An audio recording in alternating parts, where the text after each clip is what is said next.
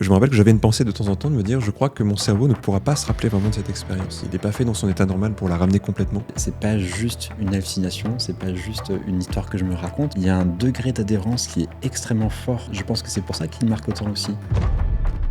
Quand on a une vision plutôt entre guillemets psychédélique, on cherche plutôt à créer quelque chose d'organique où les choses peuvent être recyclées, réutilisées. Finalement, il n'y a pas de séparation entre les mondes. La technologie actuelle, elle se construit surtout avec une idéologie justement qui est très de l'ordre de la division. On met toujours de côté comment un artiste a son processus créatif, parce que dans nos sociétés, dès que c'est quelque chose qui est un petit peu non commun, ça va peut-être être un peu effrayant, etc. On imagine mal à l'école, quand on a des cours d'histoire de l'art par exemple, qu'on nous dise vraiment comment ça a été créé. Mon existence, mes relations, mon univers connu avait été dissous. Le fait que j'ai pris cette substance avait détruit le monde. J'ai eu la conviction que le monde était en train de disparaître, et l'univers même, c'était pas seulement le monde, c'était tout l'univers qui...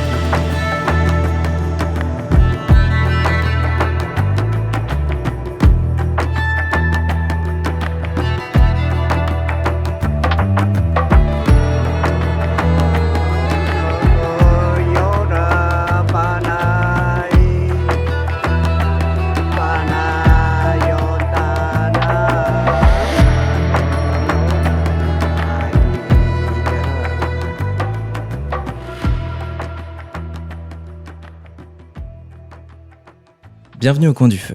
Le feu? Quel feu? Celui qui est juste derrière. Avant d'aller plus loin dans l'épisode, on se permet une petite parenthèse. On aimerait vous parler de notre projet à Kevin et à moi, Dream Machine. La Dream Machine, c'est un appareil qui permet de voyager dans les états de conscience. C'est une invention à la base qui vient d'artistes américains qui cherchaient à faire vivre des états de conscience modifiés. Et nous, on a travaillé dessus, on a essayé de la perfectionner, de l'actualiser. Et ça donne un appareil qui est une lampe stroboscopique qu'on va regarder les yeux fermés et qui nous fait voyager vraiment dans plein d'états assez fous, assez magnifiques à vivre. Et non seulement ça fait du bien, mais surtout c'est vraiment une expérience assez transcendante. Comment fonctionne la machine? C'est hyper simple. C'est des fréquences stroboscopiques lumineuses qui amènent le cerveau à fonctionner différemment. Les fréquences qui sont émises vont amener l'activité électrique du cerveau à changer, à se modifier temporairement pour permettre à l'utilisateur d'atteindre l'état de conscience désiré. Du coup, c'est vraiment une expérience à vivre et on vous invite au moins à la tester, à la découvrir, parce que c'est quelque chose qui est saisissant, c'est quelque chose qui est difficile à définir avec des mots. Nous, ça nous tient vraiment à cœur et comme dans ce podcast, on parle beaucoup des états de conscience, on avait envie de vous en dire quelques mots. L'idée qu'on a eue, c'est de permettre à la plupart des gens qui souhaitent explorer des fonctionnements profonds, de le faire très simplement. On s'installe confortablement chez soi. La Dream Machine est toute simple, il n'y a qu'un seul bouton à appuyer dessus. Vous avez une application avec plusieurs sessions, vous allez pouvoir choisir l'expérience que vous voulez faire.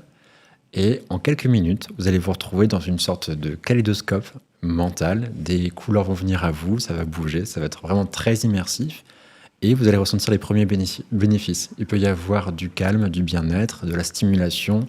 Et en fonction des besoins de la journée, vous allez pouvoir vous diriger là où vous le souhaitez. Cette expérience, elle va nous propulser à l'intérieur de nous-mêmes. C'est un peu comme une immense vague qu'on va apprendre à surfer. Et toute expérience d'état de conscience est transformatrice.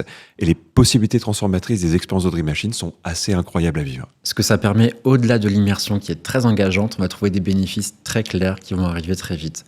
Les premiers effets qu'on peut ressentir et qu'on peut choisir, ça va être par exemple du calme, une rééducation au sommeil, trouver une relaxation. La plupart des personnes vont retrouver leurs pensées qui vont ralentir, voire se couper, ce qui va amener une profonde détente et du bien-être.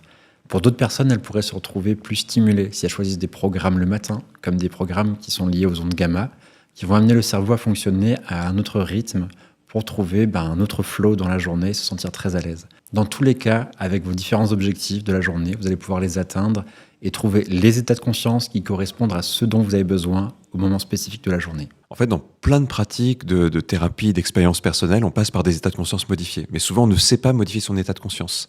Si on va en Amazonie, on va prendre des substances psychédéliques. Et là, en fait, on a une alternative à ça qui est plutôt simple à vivre, qui est plutôt accessible et qui nous permet de vivre des vrais voyages intérieurs qui vont permettre des ouvertures d'esprit, des prises de conscience, des nouvelles associations d'idées ou même de se brancher à des courants très créatifs qu'on a à l'intérieur de nous. Bref, ça ouvre tout un potentiel.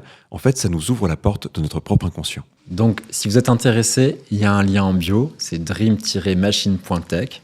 Vous avez un code de réduction si vous voulez l'utiliser. On va pouvoir revenir au podcast. Merci pour cette petite parenthèse. On se retrouve au coin du feu.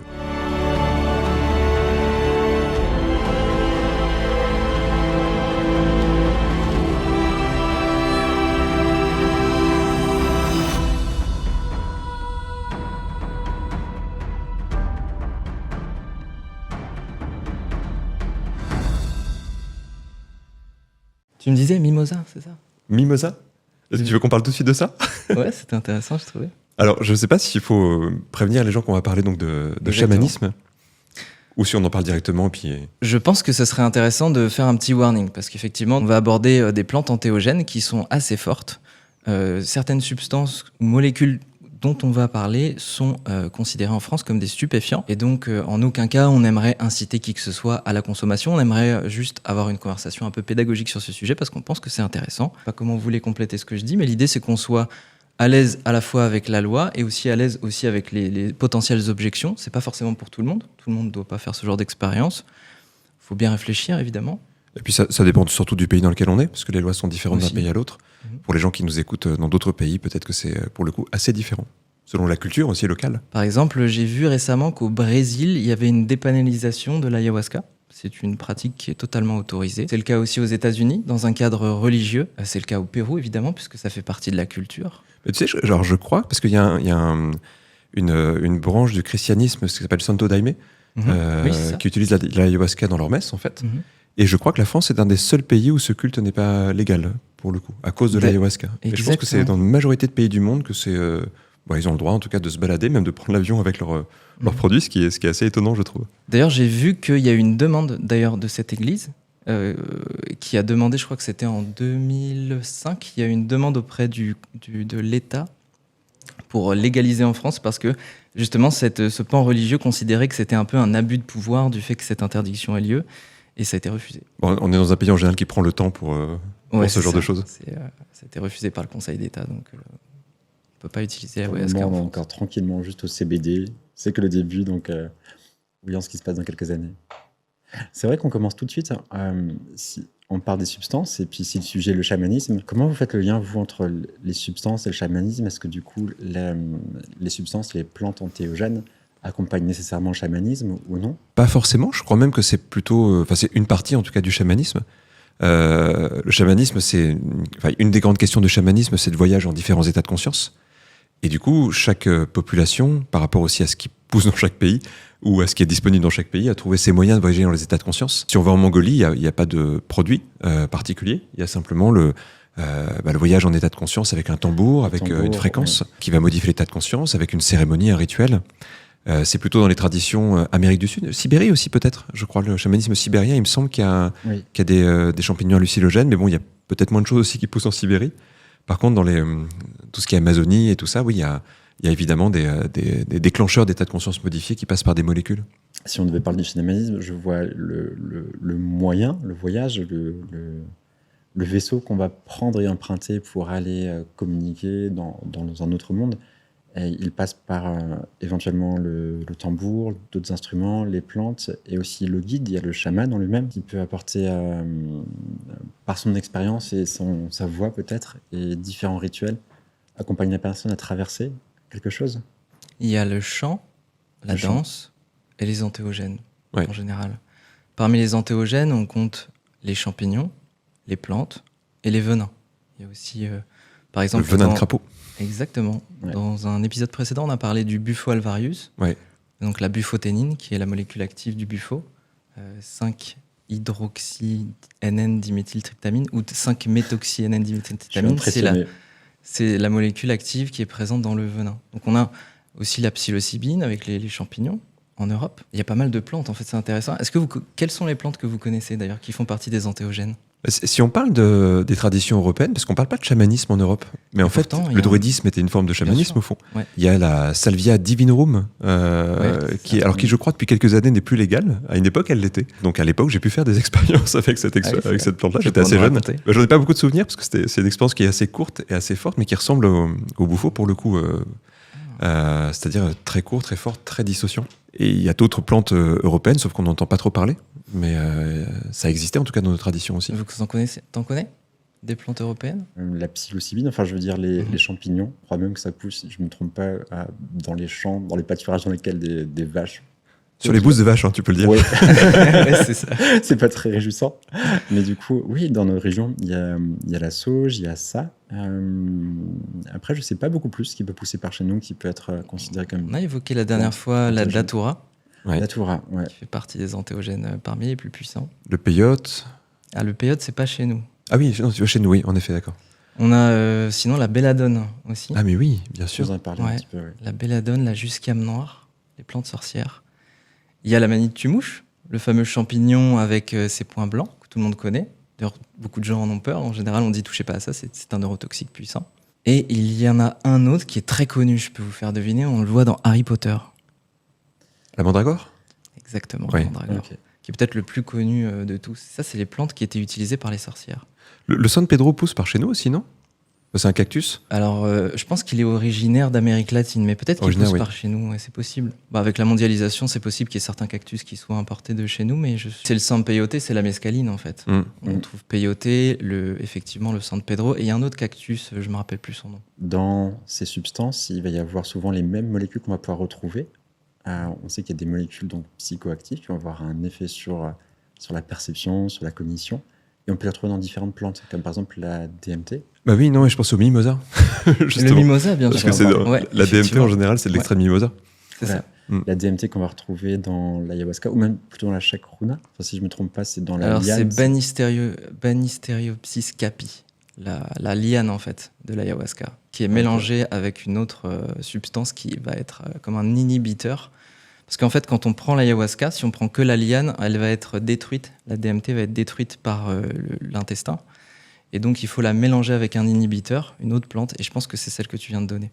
On fera un petit c'est fact-checking si c'est l'association nécessaire.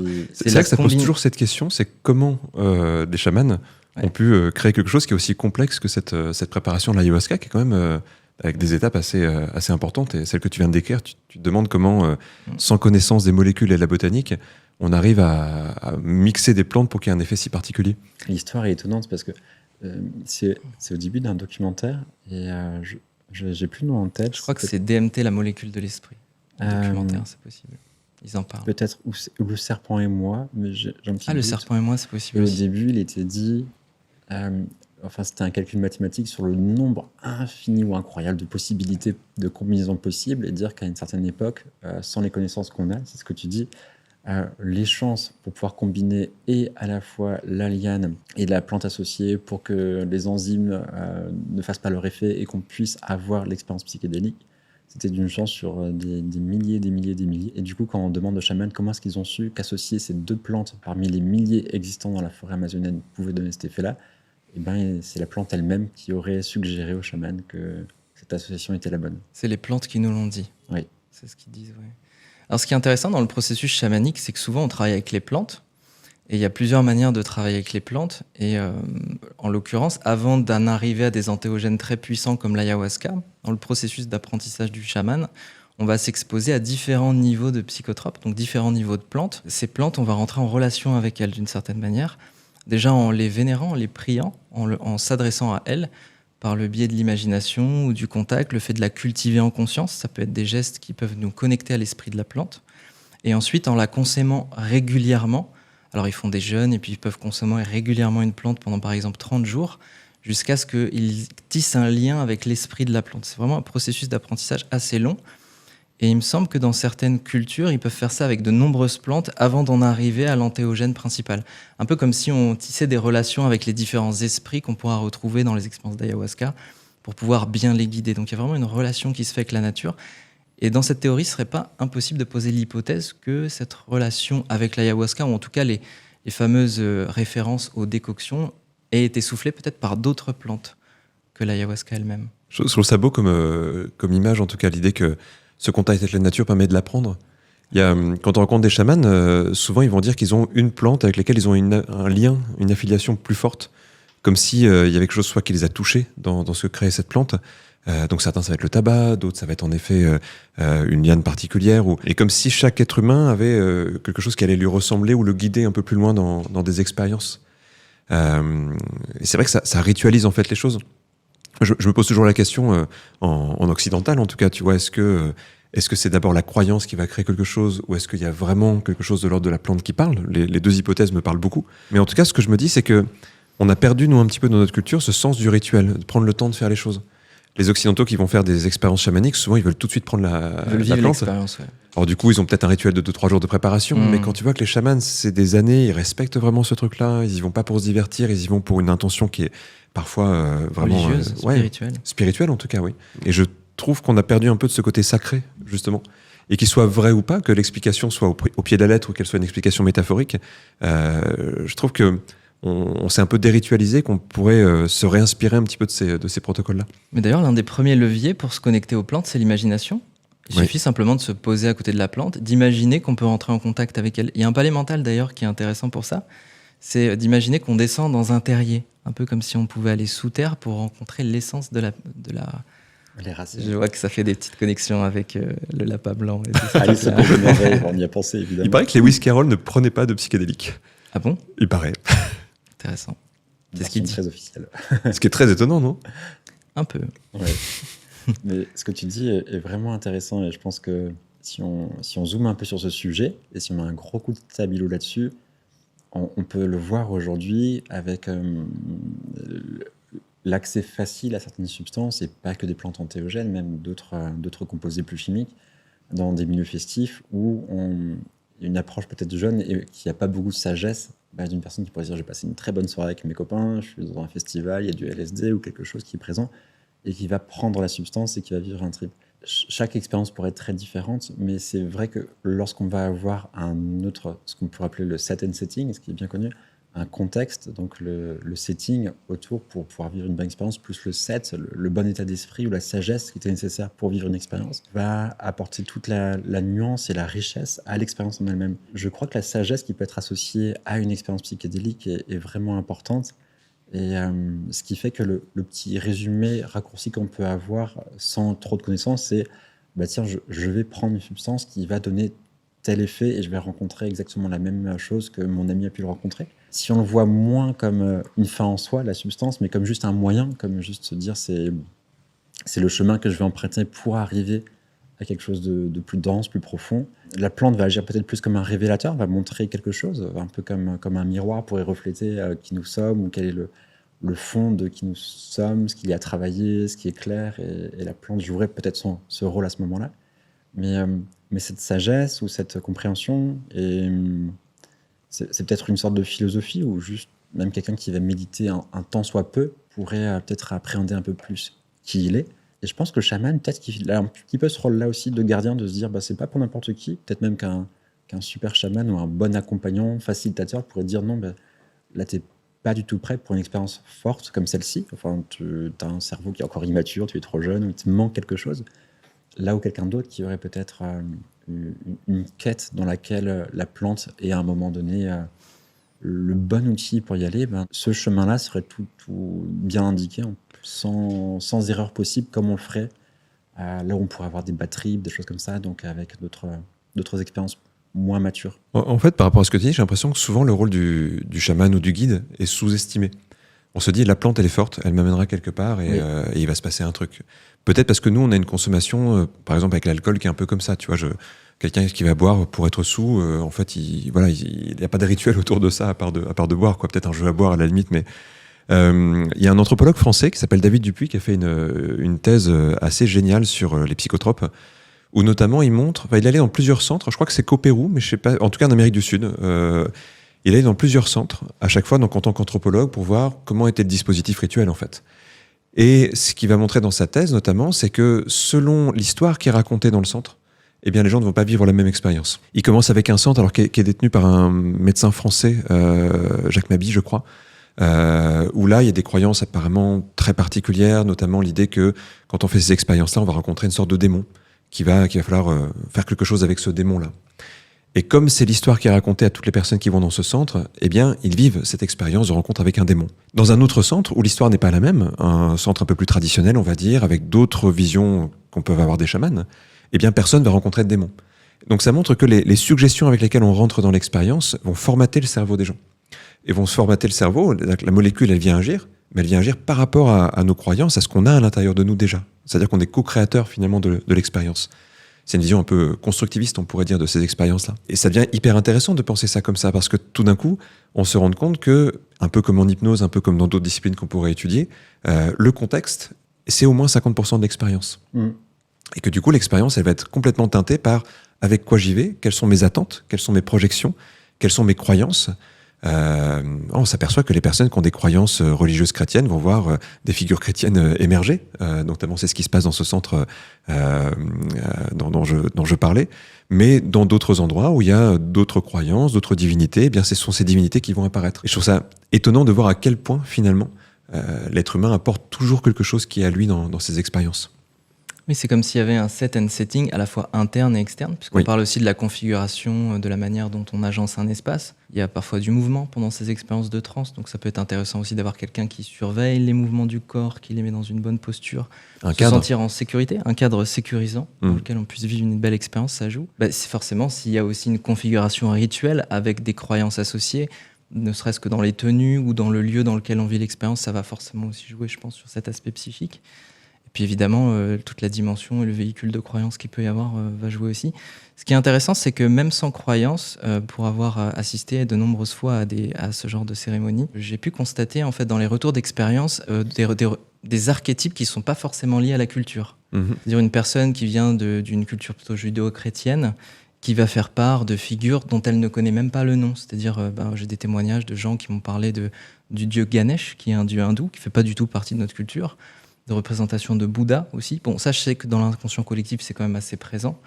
Mais parfois, voilà, peut-être que ça fait référence à ce que quelque chose qui a été vu à un moment donné par la personne, qui s'est inscrit dans son inconscient. C'est une vraie question, en fait. Il y a comme un mystère là-dessus. Il y a quelques archétypes. Ouais, je pense qu'on peut dire la même chose sur les archétypes. Tu pensais auquel? Archétypes. J'allais parler des serpents. Ah bah exactement, ouais. Voilà. Parce que ça semble bien. Vas-y.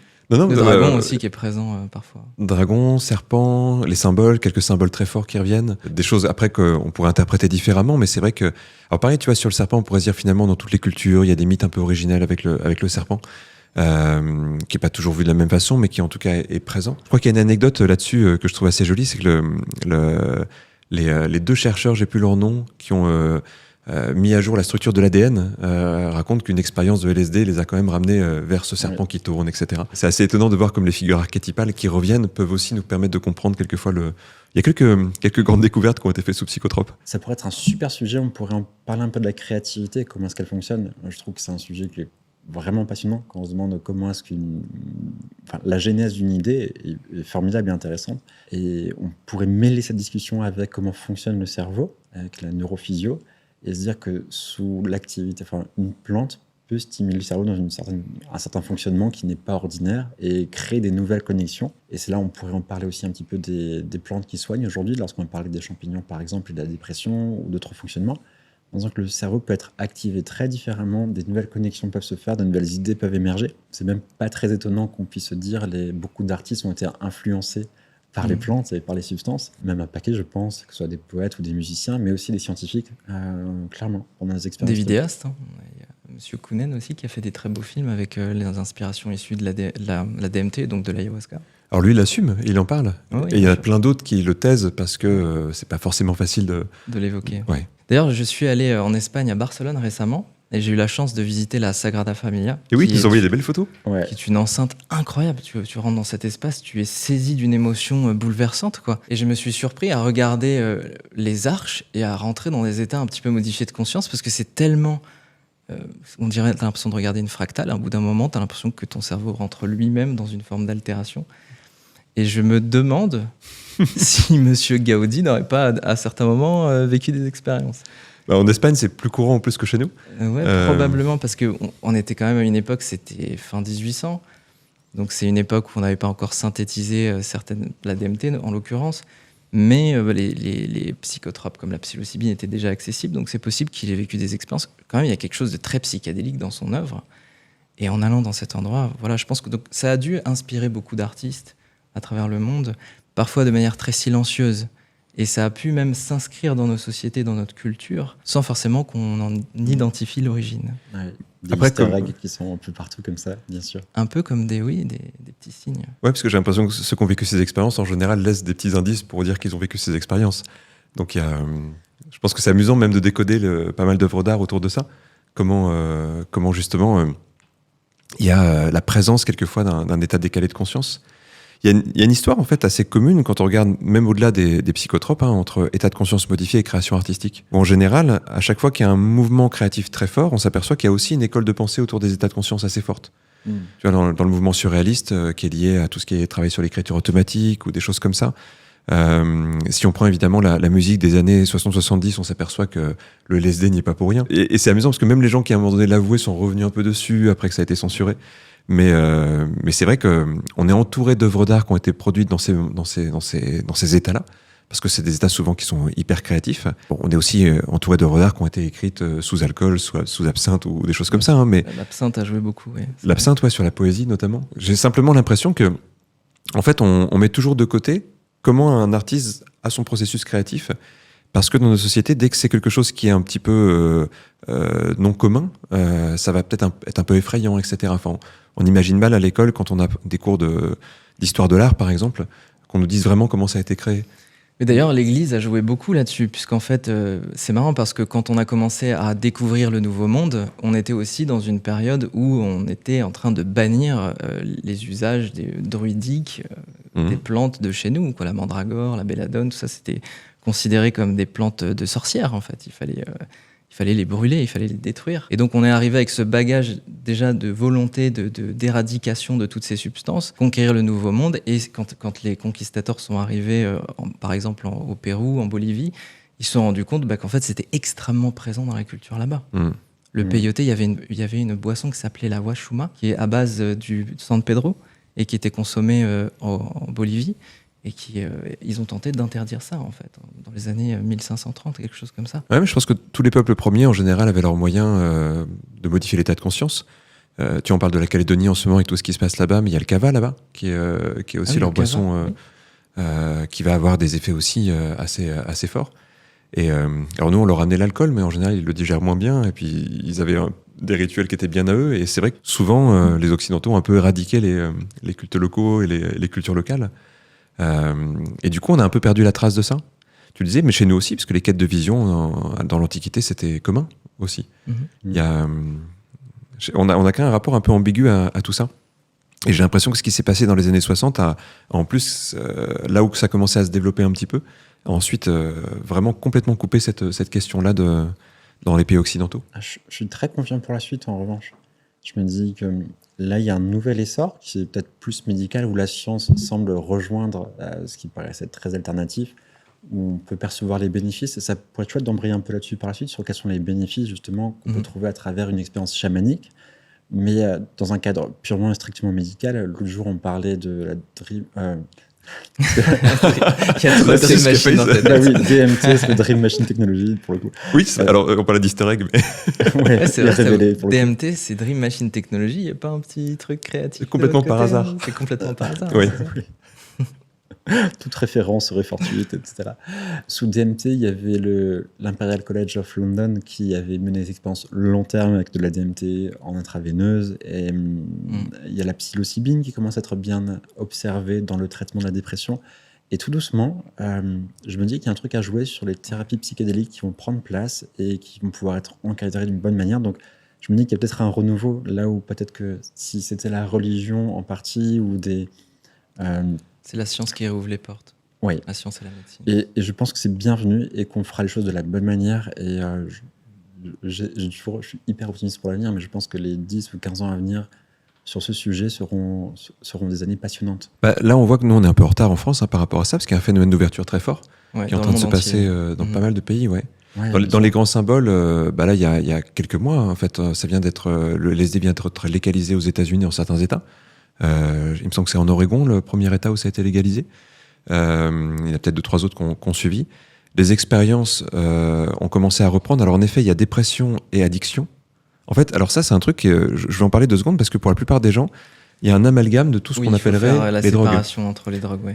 Et en fait, déjà, il y a un élément de séparation. Déjà, ce mot-là, en fait, il ne veut pas dire grand-chose, parce qu'on pourrait parler aussi de ce qui est en pharmacie. Tu veux dire. Ouais. Le mot drogue, qui est un mot un peu fort comme ça, et qui donne une sensation de ne pas très bien comprendre de quoi on parle. En fait, il y a des substances addictives et d'autres qui combattent les addictions. Ce qui est assez étonnant. Déjà, on peut pas mettre le même mot pour 2 choses aussi différentes. Et puis, c'est pas les mêmes molécules aussi. Oui, complètement, oui. Ouais. Et ça agit pas sur les mêmes, par exemple, la cocaïne, ça agit sur le système dopaminergique. Donc, c'est pas du tout la même chose que la psilocybine qui agit sur le système sérotoninergique, qui est d'ailleurs une molécule très proche de la sérotonine. Donc, il n'y a pas d'addiction, en fait, dans la consommation ni du LSD, ni de la psilocybine, ni de la DMT. Il me semble que c'est pareil pour la MDMA et le peyote, donc la mescaline. Donc, c'est quand même 4 grandes substances qui sont étudiées en médecine aujourd'hui, justement pour les effets sur la dépression, sur l'addiction et sur les troubles psychotiques. En fait, les tests là sur les addictions montrent que Psylo et LSD, je crois que les deux fonctionnent à peu près de la même façon là-dessus, sont des très grandes aides pour les gens qui sont alcooliques, pour les gens qui sont accros notamment à la cocaïne aussi, je crois, et à quelques substances comme ça, pour le coup, très addictogènes et très nocives pour le corps. Le tabac et l'alcool font partie des plus grosses... Oui, au fond, oui. C'est, au niveau des impacts sur la santé, c'est quand même assez lourd. Et en France, on reprend aussi ces études-là. C'est à Sainte-Anne, en ce moment, que ça a repris depuis pas longtemps. C'est les premières études qui reprennent depuis très longtemps, quand même, sur ça. Et notamment sur dépression, addiction. En général, c'est les deux thématiques. En Angleterre, en Suisse, ça avait commencé depuis un petit moment, avec des choses qui commençaient à être testées cliniquement, plus seulement au niveau expérimental, mais au niveau un peu plus large, pour vraiment aider des personnes, en fait. Et avec les premiers résultats montrent que sur les addictions et sur la dépression, ça semble être quand même sacrément efficace. Ce qui est intéressant aussi, c'est que les personnes qui sont justement sous l'emprise de ces addictions et qui vivent ces tripes, alors on parle de breakthrough, c'est-à-dire qu'on va leur faire vivre une expérience qui est suffisamment forte pour qu'il y ait une expérience transcendantale. C'est-à-dire qu'on quitte la réalité perçue, connue, pour accéder à quelque chose de différent. Et les gens qui vivent des prises de conscience vis-à-vis de leurs propres addictions, ce qui, d'une certaine manière, les en libère. Et quand ils reviennent de ces expériences et qu'ils partagent leurs témoignages, ils ont tendance à dire que ça a été parmi les plus belles expériences de leur vie, y compris mariage, accouchement et choses comme ça. Donc c'est vraiment des expériences transformatives, d'une certaine manière, bénéfiques parce qu'elles libèrent de souffrances qui sont liées aux addictions. Parce que souvent... Quand on parle d'addiction, on a tendance à être un peu léger en disant on peut, avec la volonté, se séparer d'une addiction, etc., dans le langage courant, alors que souvent, c'est des réelles souffrances qui sont derrière tout ça. Il y a un isolement qui est produit par l'addiction, qui est douloureux. Et donc, la libération qui est produite lorsqu'il y a ce genre de prise de conscience, elle est très bénéfique. Donc, il n'y a pas seulement la libération, mais il y a aussi l'expérience transcendantale qui, parfois même, ouvre la porte à des explorations spirituelles, religieuses, qui étaient sans précédent dans l'existence de ces personnes. Je pense que ça entrouvre les portes de la perception, sans jeu de mots, sur la nature de la réalité qui nous sommes. Et cet éclairage, même s'il est fugace à un moment donné dans une vie, il est suffisamment marquant pour remettre un peu en question qui je suis, quelle est ma place ici. Et j'ai l'impression qu'il y a souvent un peu les mêmes valeurs fondamentales qui sont remises au centre de la table après ce type d'expérience sur la fraternité, amour, pêle-mêle là-dedans. Ce qui est essentiel. Ouais, j'ai l'impression... S'aimer soi-même aussi, puisque l'addiction, quelque part, c'est retrouver un amour pour soi, arrêter de se faire souffrir. Prendre soin de soi et prendre soin des autres. C'est assez étonnant qu'on ait mis de côté quand même un élément qui fait que l'être humain se connecte à ce qu'il y a de plus important, c'est-à-dire prendre soin de soi et prendre soin des autres. Souvent un peu à égalité, en plus, dans ces expériences-là. C'est pas plus sur soi ou plus vers les autres, c'est les deux. Et c'est quand même assez... On pourrait se demander qu'est-ce qui fait qu'il y a une histoire dans notre culture qui fait qu'on a mis de côté quelque chose de cet ordre-là, alors qu'on a mis à disposition notamment l'alcool, par exemple, qui rend violent, qui détruit des familles, qui détruit des organismes.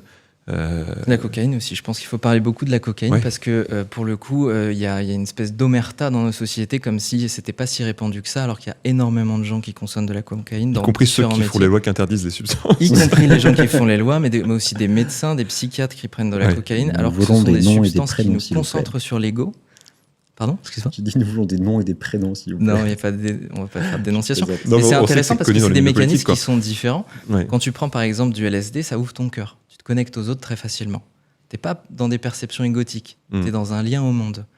Si tu prends de la cocaïne, l'effet de la cocaïne, c'est connu, c'est que ça a tendance à te renfermer sur toi. Au contraire, c'est pour ça que les gens qui en sont en manque de confiance ont tendance à tomber facilement addicts, parce qu'ils ont l'impression que ça leur donne un pouvoir. Mais c'est un pouvoir de domination. Compétition, domination. Donc c'est très lié à la souffrance.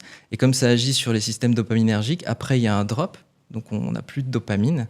Et les jours qui suivent, c'est bien connu, il y a une redescente qui est très forte. Ce qui est moins le cas dans la consommation des psychédéliques. Ça a été une demande. Enfin, j'ai eu beaucoup de demandes de personnes qui étaient addictes à la coke, qui venaient pour des séances d'hypnose. Et de plus en plus, sur à peu près 10 ans d'accompagnement, sur les dernières années que j'ai pu faire, c'était une demande qui était vraiment très très croissante et compliquée à appréhender. Donc Et je pense que l'hypnose seule ne peut... Enfin, je pense qu'il faut un accompagnement pluriprofessionnel pour arriver à tout ça, ou alors faire un séjour iboga, etc. Donc pour se défaire de ça. Mais oui, en tout cas, juste pour signifier qu'il y a une demande qui est croissante en plus en ce moment. Ouais, alors pour moi, déjà, il y a l'élément addictogène qui va être hyper important. Et on oublie aussi qu'il y a des drogues qui sont tellement devenues communes qu'on oublie que ça en sont. Il y a une histoire qui est assez étonnante dans notre culture avec ça. C'est que, bon, je ne sais pas si vous savez, mais pendant très longtemps, la question de la douleur n'était pas un problème dans notre culture occidentale, et notamment chrétienne, parce qu'il fallait souffrir en gros. Il y avait un culte de la souffrance. Donc on a mis beaucoup de temps à accepter le travail avec les antidouleurs, notamment en médecine. Alors pour le coup, les gens qui font de l'hypnose ont été très actifs par rapport à ça et portent une part du succès des antidouleurs. Et ça a fini par venir. On avait des moyens, l'écorce de saule, on l'a pas cité, mais qui va aussi permettre de travailler sur l'anesthésie en fait, qui va anesthésier les douleurs. On aurait pu en avoir dans nos cultures assez tôt. Il y avait le cannabis aussi qui déjà agissait comme ça, mais qui poussait déjà un peu plus loin. Et puis est venu l'opium à un moment donné. Les opiacés, donc la morphine notamment. Et ça, c'est des substances qui sont donc très utilisées en médecine et qui sont très addictogènes. Il y a beaucoup de gens qui ont des gros problèmes d'être accros à la morphine. Bah, j'imagine que toi, dans tes différentes vies, tu as dû en croiser quelques-uns. Parce que c'est efficace, mais c'est efficace avec un coup très fort sur le corps. Et une difficulté à s'en passer après. C'est pour ça que le mot drogue revêt des réalités complètement différentes. Et là aussi, on pourrait se dire, tiens, qu'est-ce qui fait qu'aujourd'hui, il est admis qu'une personne qui souffre, on va lui donner de la morphine, donc quand même, à un moment donné, un opiacé. Et qu'est-ce qui fait que pour la dépression, il y a autant de temps à reconnaître le fait que il y a des substances qui peuvent vraiment soulager les gens. Et la dépression tue beaucoup de gens, en fait. C'est quand même quelque chose, c'est un mal très fort, en plus dans nos sociétés, avec des sociétés qui perdent un peu de sens. Et en fait, ce qui se passe notamment avec les expériences de psychotropes à l'inverse, c'est qu'au lieu d'endormir, comme certaines drogues le font, c'est-à-dire on vient anesthésier pas seulement le corps, en fait, mais la pensée aussi. On voit très bien un peu la caricature des fumeries d'opium en Asie, avec quelque chose qui est très endormi. Et en fait, au contraire, les psychédéliques vont partir sur quelque chose qui remet les gens dans le sens, qui remet les gens dans ce qui est important dans leur vie, dans leur but motivationnel, dans l'envie de faire, dans l'envie de proposer quelque chose. Donc une démarche beaucoup plus active. Et là aussi, ça les sépare, en fait. Est-ce que ça m'endort ou est-ce que ça m'éveille, quelque part? J'attendais que tu dises le mot éveil. Ça marche. Il arrive à la fin. Si, là, on se concentre sur les substances et c'est un sujet qui est passionnant, mais si on dézoome et qu'on voit la substance dans le cadre de l'accompagnement chamanique, pour vous, quels sont les bénéfices aujourd'hui que peut trouver quelqu'un qui est en quête de sens, qui a peut-être des maux, une situation à résoudre sur laquelle il veut progresser, qui souhaiterait se faire accompagner par un chaman? Et je pense à aujourd'hui, il y a plein de moyens d'y arriver. Ça en Europe, il y a des gens qui vont aller voyager au Pérou, par exemple. Quels sont les bénéfices qu'on peut trouver, qu'une personne pourrait trouver à travers ce type d'expérience? C'est marrant parce que alors, je suis très partagé sur cette question-là. Oui. Parce qu'à la fois, là, on parle de tout ça et je trouve que c'est un sujet qui est hyper important et hyper beau. Et en même temps, alors, on le rappelait tout à l'heure, on est dans un pays où c'est pas légal de faire ça. Oui. Du coup, il y a plein de gens qui partent à l'autre bout du monde pour faire ces expériences. Ça crée des dérives. Ça crée des gros problèmes. Oui. Parce que c'est des gens qui sont pas prêts à vivre ces expériences, qui sont pas toujours accompagnés. Il y a beaucoup de faux chamans. Et il y a même un pillage des ressources naturelles, parce que l'ayahuasca prend beaucoup de temps à pousser. Et il y en a de moins en moins. En tout cas, les vieilles lianes, elles sont. Donc, en fait, on est en train de piller, nous, Européens, les ressources des chamans pour qui c'est leur tradition. D'ailleurs, pour rebondir, faire une petite parenthèse sur ça, c'est vrai qu'il y a eu un problème aussi avec la mescaline, parce que quand on a légalisé les psychédéliques, et notamment l'ayahuasca et d'autres, il y a eu plus une fourchette de différentes substances qui ont été légalisées aux États-Unis. Du coup, il y a eu une espèce de ruée sur le San Pedro et sur les plantes de la mescaline, donc les cactus, le peyote aussi. Et ce qui a posé un problème vis-à-vis de la plante. Les tribus se sont rebellées contre ça. Et du coup, on a réinterdit la consommation, entre guillemets, advertising, donc de divertissement sur ces plantes-là, pour éviter justement qu'il y ait une surconsommation. Donc il y a vraiment quelque chose d'assez délicat, en fait, entre l'ouverture et la fermeture. Parce qu'évidemment, en Occident, on arrive avec une culture de la consommation et de l'expérience. Et du coup, malheureusement, on n'a pas ce bagage culturel, cet encadrement, qui est quand même très important dans l'appréhension de la plante. C'est pour ça, je pense qu'on a peut-être encore 10 ans avant que ça soit légalisé en France. J'imagine que c'est quelque chose comme ça. Et ce qui serait intéressant, c'est de se dire... 100 ans pour que ça rentre dans la culture, quoi. Oui, c'est ça, et prendre le temps de former les gens. Moi, ma crainte aujourd'hui, c'est que ça soit médicalisé en France. Les États-Unis on trouve un fonctionnement qui est plus malin que ça, je trouve. Mais en France, on veut tout médicaliser, c'est un peu le truc. Donc, j'imagine que ça ira vers ça. Je le souhaite pas, en tout cas. Je pense que les médecins n'ont rien à voir avec les expériences de spiritualité. Mais par contre, se poser une vraie question de fond sur... Ça va venir parce qu'en fait, pour plein de raisons, c'est en train de se faire partout dans le monde et même si en France on est en retard, c'est le sens de l'histoire. Mais comment on pourrait préparer à ce que ça se passe bien, à ce que ça n'aille pas vers des dérives, à ce que ça soit encadré de manière intéressante, à ce que ça soit aussi, à ce qu'il y ait de l'instruction sur... Parce qu'il y a aussi des personnes pour qui c'est peut-être pas une bonne idée de faire ces expériences-là, Ouais. et qu'il y ait de l'information Quel genre claire de là-dessus. personne, par exemple? Dans le cas de certaines maladies psychiatriques, par exemple, ça peut créer des déréalisations très fortes. Des personnes qui ont des certaines fragilités. Par exemple, je pense que quelqu'un qui traverse des périodes de grandes crises existentielles, c'est discutable, en tout cas pas n'importe comment. Parce que si on prend des effets, par exemple, de ces expériences-là, elles vont créer des grandes expériences spirituelles. Mais normalement, les gens, ils sont préparés à ces expériences-là. Tu fais de la méditation tous les jours, le jour où ça t'arrive, une expérience d'expansion de conscience, une expérience de dissolution de l'ego. En fait, tu as un bagage qui te permet de comprendre ce qui s'est passé et de pas soit tomber dans un truc de fanatisme par rapport à ça, parce que ça peut arriver. Ça y est, je comprends le monde, je suis de l'autre côté de la matrice, etc. Ouais. Et voilà. Je suis Dieu. Je deviens un prophète, quoi, tu vois. Donc ça, c'est une des dérives. Deuxième autre dérive, c'est les gens qui vont aussi avoir des effets un peu presque paranoïaques avec ça, parce qu'en fait, c'est quoi la réalité, c'est quoi le réel, c'est quoi ce qui est vrai ou pas, etc. Donc, crise existentielle d'une autre nature. Ça t'expose quand même à des grosses questions humaines. Ouais, c'est vrai. Et c'est des substances qui sont assez fortes, donc quand elles t'y exposent, elles y vont pas doucement. C'est à la finitude, au sens de la vie. Enfin, on est dans une société qui est plus du tout prête, je pense, à ces Non, expériences. pas du tout. Et Déjà, je pense qu'un point de départ, c'est de se familiariser avec son propre silence intérieur, oui. d'être à l'aise avec soi-même, parce que c'est vrai qu'on s'autorise beaucoup à penser. On parle d'hyper-mentalisation. Je ne sais plus exactement, il y a un mot spécial pour parler. Overthinking en anglais, c'est ça? Tu penses trop. Pour nous, méditer, ça veut dire réfléchir. Hein. Voilà, et effectivement, non, ça veut dire réfléchir. Donc l'espace de pratique est très important pour bien intégrer ces expériences, et déjà pour les accepter, parce qu'il y a quand même un gros rush sur le corps, quoi. Les psychédéliques sont des substances qui ont un effet immédiat. Elles passent la barrière encéphalique très très vite. Donc c'est un sans transition, quoi. On se retrouve de l'autre côté tout de suite. Et puis c'est trop tard. Et puis c'est trop tard. Donc les personnes qui, au contraire, ont tendance à vouloir rester un peu ancrées à quelque chose de connu, là c'est un vrai abandon. On chute dans un autre monde immédiatement. Et c'est vrai que si derrière on n'a pas la possibilité de l'intégrer, au moins d'avoir, je sais pas, une fraternité ou des gens qui ont été avec nous, avec lesquels on peut partager les expériences, qui constituent un cadre sécurisant pour pouvoir les intégrer, ça peut prendre beaucoup de temps. Par exemple, il y a un anthropologue qui s'appelle Jérémy Narby, qui a écrit d'ailleurs un livre sur le serpent cosmique qui parle de l'ADN aussi. Et il disait qu'avant d'avoir écrit quoi que ce soit sur l'ayahuasca, il lui a fallu pratiquement 10 ans. Donc il y a un très long processus d'intégration. Et ce processus d'intégration va bien se faire à partir du moment où on a des routines de pratique. Donc c'est sûr que quelqu'un qui fait pas de sport, qui fait pas de méditation, qui n'est jamais rentré dans un état modifié de conscience, ne serait-ce que par l'hypnose, qui n'est pas habitué à être en harmonie avec ses rêves, et qui se pose énormément de questions, et souvent à travers des émotions pas forcément bien maîtrisées, ça peut être une aventure un petit peu forte. C'est peut-être là qu'on doit changer notre regard occidental sur comment intégrer, par exemple, la plante dans notre vie à un moment donné. Là où le problème qui est mis en évidence dans cette discussion est le côté maintenant, là, tout de suite, je veux trouver un sens à la quête de ma vie, donc je vais voyager, faire cette expérience et je reviendrai changer.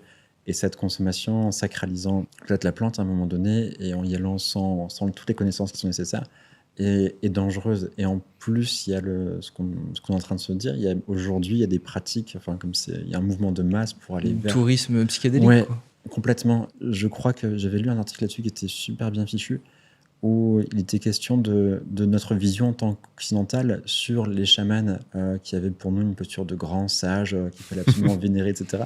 Quand on se rend compte que parfois en Amérique du Sud, les chamans ne sont pas forcément les grands sages vénérés, respectés, c'est un peu ça pourrait être, je caricature, les vieux fous du village, qui n'ont pas toute la sagesse qu'il faut sur tous les plans, mais qui l'ont au moins, qui sont le pont pour la connexion entre les esprits, la nature et notre monde dans lequel nous vivons. Et ils sont juste cet intermédiaire nécessaire à un moment donné, comme on irait voir un médecin, mais ils ne vont pas représenter cette grande sagesse. Et il peut y avoir des moments de déréalisation, des personnes, des occidentaux vont là-bas sur place et ça ne correspond pas franchement à leurs attentes et c'est un autre monde et qui en plus peut être perverti par endroits. J'ai une petite anecdote qui est assez drôle avec ça, qui est quelqu'un qui s'appelle Cyril Champagne, avec qui on travaille, qui lui a une très longue initiation avec le chamanisme, et qui racontait ça une fois dans une conférence où il disait qu'il était dans un endroit, il y avait une cérémonie chamanique, je ne sais plus dans quel pays exactement, mais plutôt Amérique du Sud, et il y avait des chants. du coup. Et lui vit donc c'est une expérience avec les chants. Hein, les chants peuvent aussi amener très loin quelquefois, chant en tambour. Et il y a un chant qui le touche particulièrement, mais c'est dans une langue qu'il ne connaît pas. Alors, c'est peut-être du quechua, vous voyez, s'il est au Pérou. Il demande, mais ça parlait de quoi? Parce que ça m'a vraiment touché. Et en fait, il était super déçu parce que le chant parlait d'un truc très très concret. C'était quelqu'un qui priait pour que les récoltes soient bonnes. C'est un paysan en fait. Son désir, c'était que voilà, ça se passe bien pour lui dans son chant. Et c'est là qu'il a mesuré en fait l'écart entre la projection d'occidental qu'il avait de cette sagesse-là, justement, d'un chant sacré incroyable, et puis le pragmatisme d'un type pour qui en fait il est chaman là, mais le lendemain il est dans les champs, parce que c'est rarement une profession à plein temps, chaman. Ils font le chaman de temps en temps, mais en général c'est des gens, il faut qu'ils survivent. Et avant que nous on leur donne un peu d'argent pour faire tout ça, c'était pas un truc qui gagnait beaucoup d'argent, chaman. Ça, ils avaient du mal à trouver des successeurs souvent. C'était une tradition qui se perdait quasiment. Je sais pas vous, mais je sais pas d'où ça vient, mais nous avons cette représentation du chaman comme une personne qui a accès à la connaissance. Donc c'est une personne forcément qui a une position haute et dominante parce qu'il est le sachant. Un peu comme on pourrait voir un médecin, un chirurgien ou quelqu'un qui a la connaissance, qui a le pouvoir, le savoir. Et c'est vraiment chouette de pouvoir le remettre au bon niveau, d'y aller en ayant connaissance de quel est son rôle vraiment dans sa culture, dans son écosystème, et pas comme nous on peut le percevoir comme le personnage exotique qui sait. On y va peut-être plus en accord avec ce qui se passe, ouais, effectivement. Après, il y a peut-être des bons et des mauvais chamans. Oui, ça serait étonnant qu'il n'y en ait pas. Ils chantent pas tous pour leur tracteur ou leur récolte. En fait, je pense qu'à un niveau local, ce qu'il fait à ce moment-là est simplement ce qui lui semble important, c'est-à-dire la survie de la tribu. Au fond, c'est quand même bien. Mais c'est simplement que nous, peut-être, on a en effet cette vision une projection, je pense, avec des attentes qui sont pas les mêmes. On n'imagine pas que le chaman, après sa cérémonie, le lendemain, il va dans son champ à labourer, en fait. Mais pourtant, c'est comme ça qu'il vit quand l'occidental s'en va. Il est là que pour le moment de la cérémonie, puis après, il fait autre chose. De manière générale, je crois comprendre que le rôle du chaman est la personne qui un peu, qui à un moment donné, tout en restant conscient, lucide, il peut prendre aussi la substance en même temps que les sujets, mais en restant lucide, et c'est lui qui va être un peu comme la passerelle ou le pont entre le monde qui peut être le monde des esprits ou le monde derrière le côté du miroir et le monde du vivant que nous partageons, et lui fait un peu l'intermédiaire, donc il peut servir de guide pour les personnes qui puissent à l'autre côté comprendre, mais aussi pour transmettre quelque chose, pour recevoir aussi des informations. Si je comprends bien, encore une fois, c'est pas lui qui détient le savoir, je pense qu'il est là pour guider et qu'il a ce rôle-là guide me semble être le bon mot en tout cas, pour pouvoir résumer le job de chaman quelque part. Et cette guidance se fait beaucoup à travers les chants et la musique, c'est ça qui était assez intéressant. Si on se penche un peu sur le son, il y a encore beaucoup de découvertes à faire, je pense, sur les vertus de la musique. Vous savez, aujourd'hui, par exemple, en Allemagne, on utilise beaucoup la musicothérapie et on sait que ça a des effets positifs, par exemple, sur la restructuration cognitive, notamment pour des maladies comme Parkinson et Alzheimer. La musique connecte les aires cérébrales. C'est d'ailleurs un cerveau qui écoute de la musique, c'est fascinant à regarder, puisque c'est vraiment comme quelque chose qui s'allume. Et elle a des effets sur de nombreuses aires cérébrales.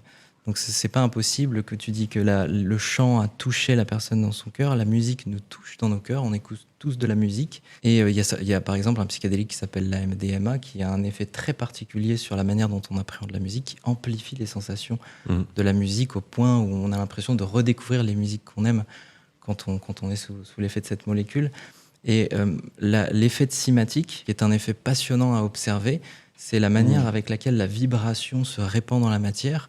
C'est que le son va 4 fois plus vite dans l'eau que dans l'air, donc il y a une vraie accélération. C'est pour ça que souvent les personnes qui font des méditations sonores parlent de vibration, de massage sonore, quelque part comme si le son pouvait nous toucher. Et peut-être qu'il y a quelque chose aussi qui joue avec les plantes. Il y a certaines cultures où on va utiliser la musique pour favoriser la plantation, etc. Donc il y a tout un pan à explorer encore, qui a peut-être été connu par le passé et qu'on aurait perdu. Mais on a quand même gardé ce lien avec la musique, puisque la musique est très présente dans nos sociétés. C'est peut-être l'un des médias vers la transe les plus directs et les plus acceptés aujourd'hui. Donc je pense que, en tout cas dans le cadre des cérémonies liées à l'ayahuasca, la musique joue un rôle très particulier. Et peut-être que ce serait intéressant d'explorer à quel point ce rôle est important. J'ai l'impression que dans les psychédéliques, il y a souvent des expériences un peu de synesthésie. En tout cas, c'est quelque chose qui revient souvent dans les descriptions, donc j'ai l'impression que c'est assez commun. C'est quoi la synesthésie ? Glissement sensoriel. C'est-à-dire que les sens viennent commencer à se mélanger. On connaît souvent un peu en poésie, quand on va dire, on va employer des tournures un peu poétiques, justement, on va les qualifier de poétiques. C'est quand j'entends une couleur, par exemple, ou quand, je sais pas, un son a une odeur. Je vois un son aussi. Je vois un Tu son, sais, par sous exemple. Dream Machine, quand tu commences à voir la musique, c'est un peu ça. Exactement. Il n'y a pas de placement de produit là-dedans. Donc, la C'est vrai lumière qu'avec pulsée la peut Dream faire ça. Machine, on parle beaucoup de synesthésie. On parle Ouais. beaucoup de synesthésie. Ça se fait souvent. C'est des belles expériences, je trouve, parce que quand on lit un poème où il y a une synesthésie, bon, ça peut nous toucher dans notre imagination, mais le vivre vraiment, c'est-à-dire un glissement sensoriel dans notre cerveau. En fait, nos capteurs sensoriels amènent de l'information au cerveau, puis lui, il débriefe tout ça. Et il semblerait, dans ces états-là, il mélange en fait l'expérience. Ou peut-être qu'il la désassemble pas complètement. Peut-être on pourrait le voir comme ça aussi, comme si, parce qu'à la base, il y a de l'expérience, et puis après nos sens la décomposent. Et tout d'un coup, ces glissements sensoriels amènent souvent des explorations de ce qu'on entend, de ce qu'on ressent, de ce qu'on goûte, etc., qui sont assez incroyables. Et on voit que justement dans les années 60, tous les musiciens, compositeurs qui utilisaient certains psychotropes créent une musique très très particulière, justement, qui recrée parfois un petit peu ces états-là, justement. Et je pense que c'est ce qui a fait notamment le succès de cette musique-là. C'est que composée dans ces états-là, elle ramène quelque part un petit peu à cette sensation. D'ailleurs, je sais pas si tu savais, mais il y a un artiste très très connu qui est synesthète, pour le coup. Alors, je Ouais. sais pas s'il a une relation avec les psychédéliques, mais Pharrell Williams dit régulièrement dans les interviews qu'il peut voir la musique. Ouais. Donc ça joue un rôle important dans sa manière de composer avec. Il y a une expérience, une fois, de ce type-là, où j'avais l'impression de boire et de respirer la musique. C'était comme une substance comme ça à chaque inspiration. C'était assez étrange de boire de la musique, de boire du son. Moi, ça m'est arrivé d'assister un chaman pour une expérience de DMT. Il m'avait donné un bol tibétain et il m'invitait à frapper sur le bol tibétain. Et la personne qui était en transe, à un moment donné, ouvert les yeux, elle me dit « Arrête de faire ça !» À chaque fois que... Donc après, j'ai pu avoir un échange avec lui pour lui poser la question pourquoi c'était un problème de déclencher le bol. Il me disait à chaque fois que tu tapais sur le bol, je changeais de tableau. Donc j'étais dans un monde, j'entendais le son, hop, je basculais dans un autre monde, puis un autre monde, puis un autre monde. C'est comme zapper très très vite à la télévision.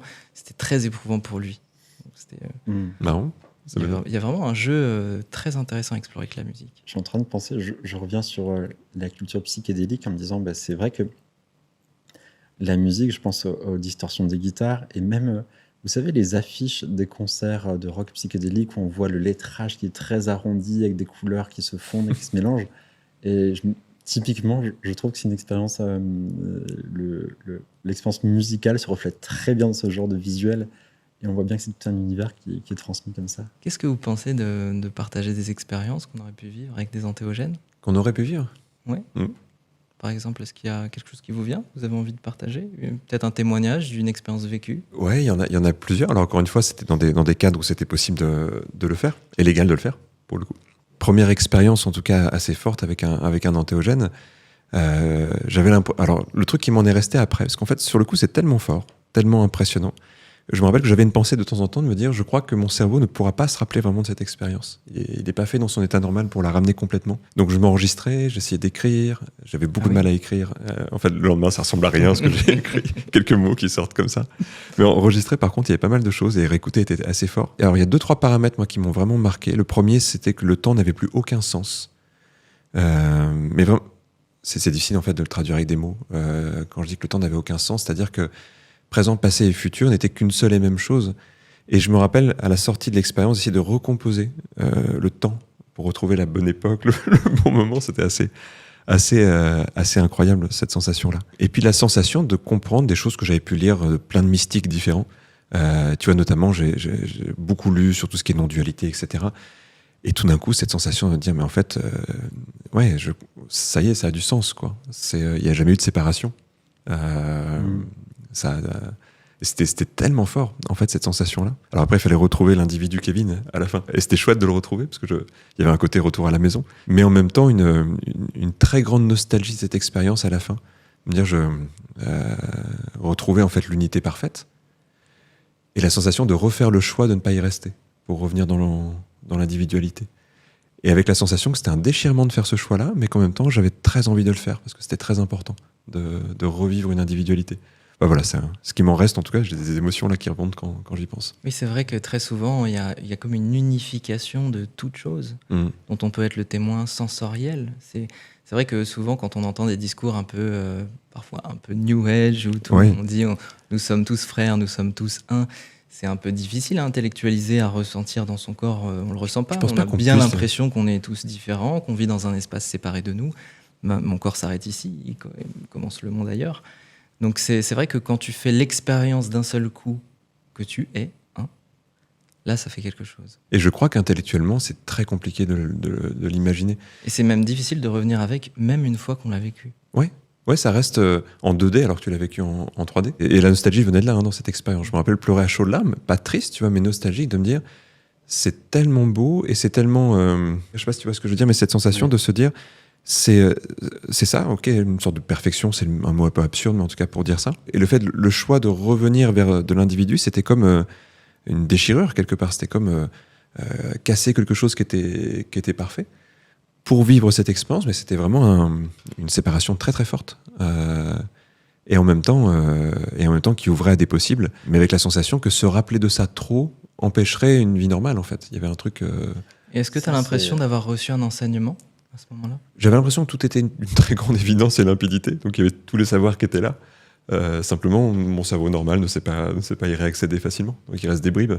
Mais en tout cas, oui. Mais pas dans le sens de quelque chose qui venait de l'extérieur, dans le sens où toute la connaissance était là. Tout était d'une immense évidence. Et l'univers venait de commencer il y a une fraction de seconde. Je me rappelle aussi de cette sensation-là. C'est fou. Il n'y a pas de temps, je crois. Il n'y a pas de temps, du coup ça venait de commencer. Oui, c'est ça. Commencer et finir. C'est drôle. L'expérience de début et de fin aussi que j'ai vécu très intensément. C'est assez fantastique. Je ne sais pas comment vous ressentez de s'apercevoir que beaucoup d'expériences différentes ou les témoignages qu'on a viennent souvent au même point où on va parler de non-dualité, de l'illusion un peu de nos vies. Et là, lorsqu'on parlait, je reprends le mot de l'autre fois, ça m'a marqué aussi, du fast-food spirituel. Beaucoup de gens peuvent parler un peu de l'idée de matrice en se disant faut s'échapper de la matrice et la vraie vérité se trouve là où il y a juste la non-dualité, etc.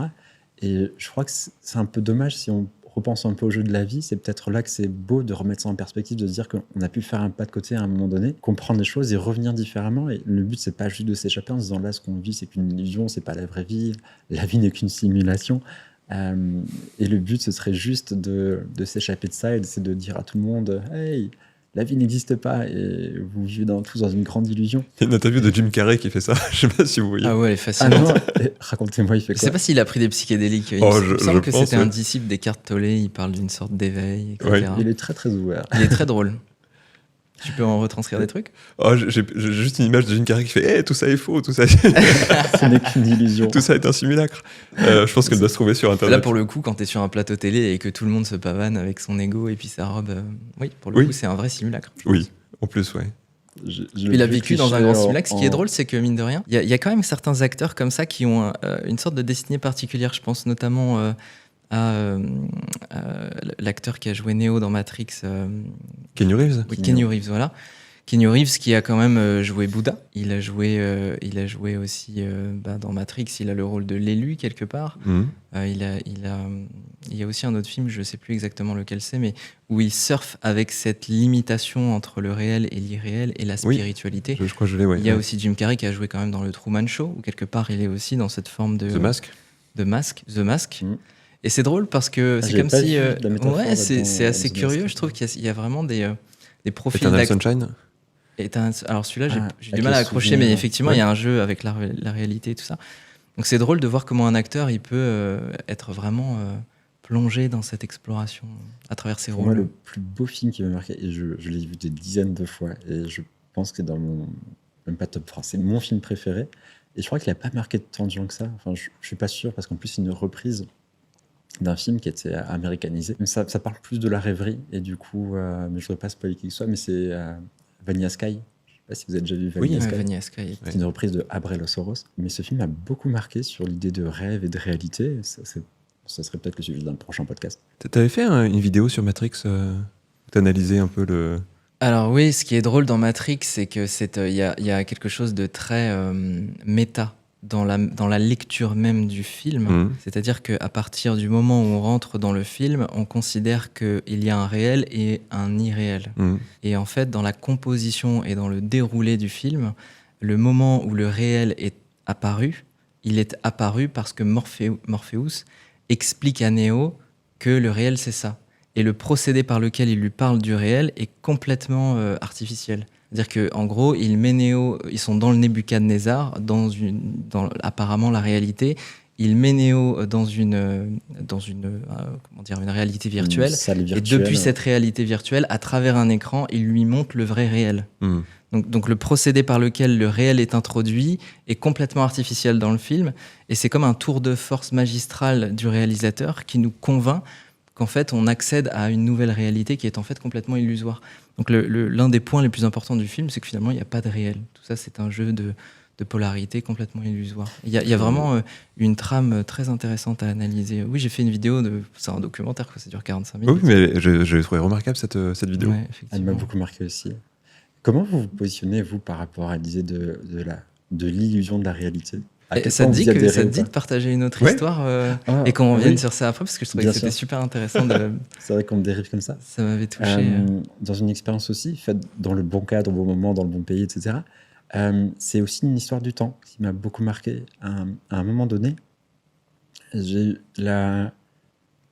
c'est même pas la sensation, c'est la perception profonde que le temps pouvait être complètement modifié à volonté. Visuellement, ça donne une impression un peu pixelisante du monde, un peu comme si il était pas tout à fait comme le vrai monde, mais surtout que tout ça se composait, se décomposait avec une sorte de volonté de voir bouger dans le temps tout ce qui se passe autour. C'est pas la bonne référence, j'allais parler du film Lucie, lorsqu'à la fin, elle peut faire bouger le temps, mais l'idée de se retrouver au milieu de quelque chose, de pouvoir se dire avec la propre volonté qui est voilà, je peux accélérer les choses, et je peux aussi les freiner, je peux faire pause à un moment donné, et mesurer l'imperceptible comme quelque chose qui pourrait... alors, il n'y a pas eu ça, mais s'il y avait eu un grain de sable qui tombait, on aurait pu découper ça à la millième de seconde. Et donc, voilà, de pouvoir faire bouger le temps. Mais ce qui était le plus remarquable, c'était sur le coup, qui m'a paru indéfiniment long et à la fois court. Enfin, c'était très étrange.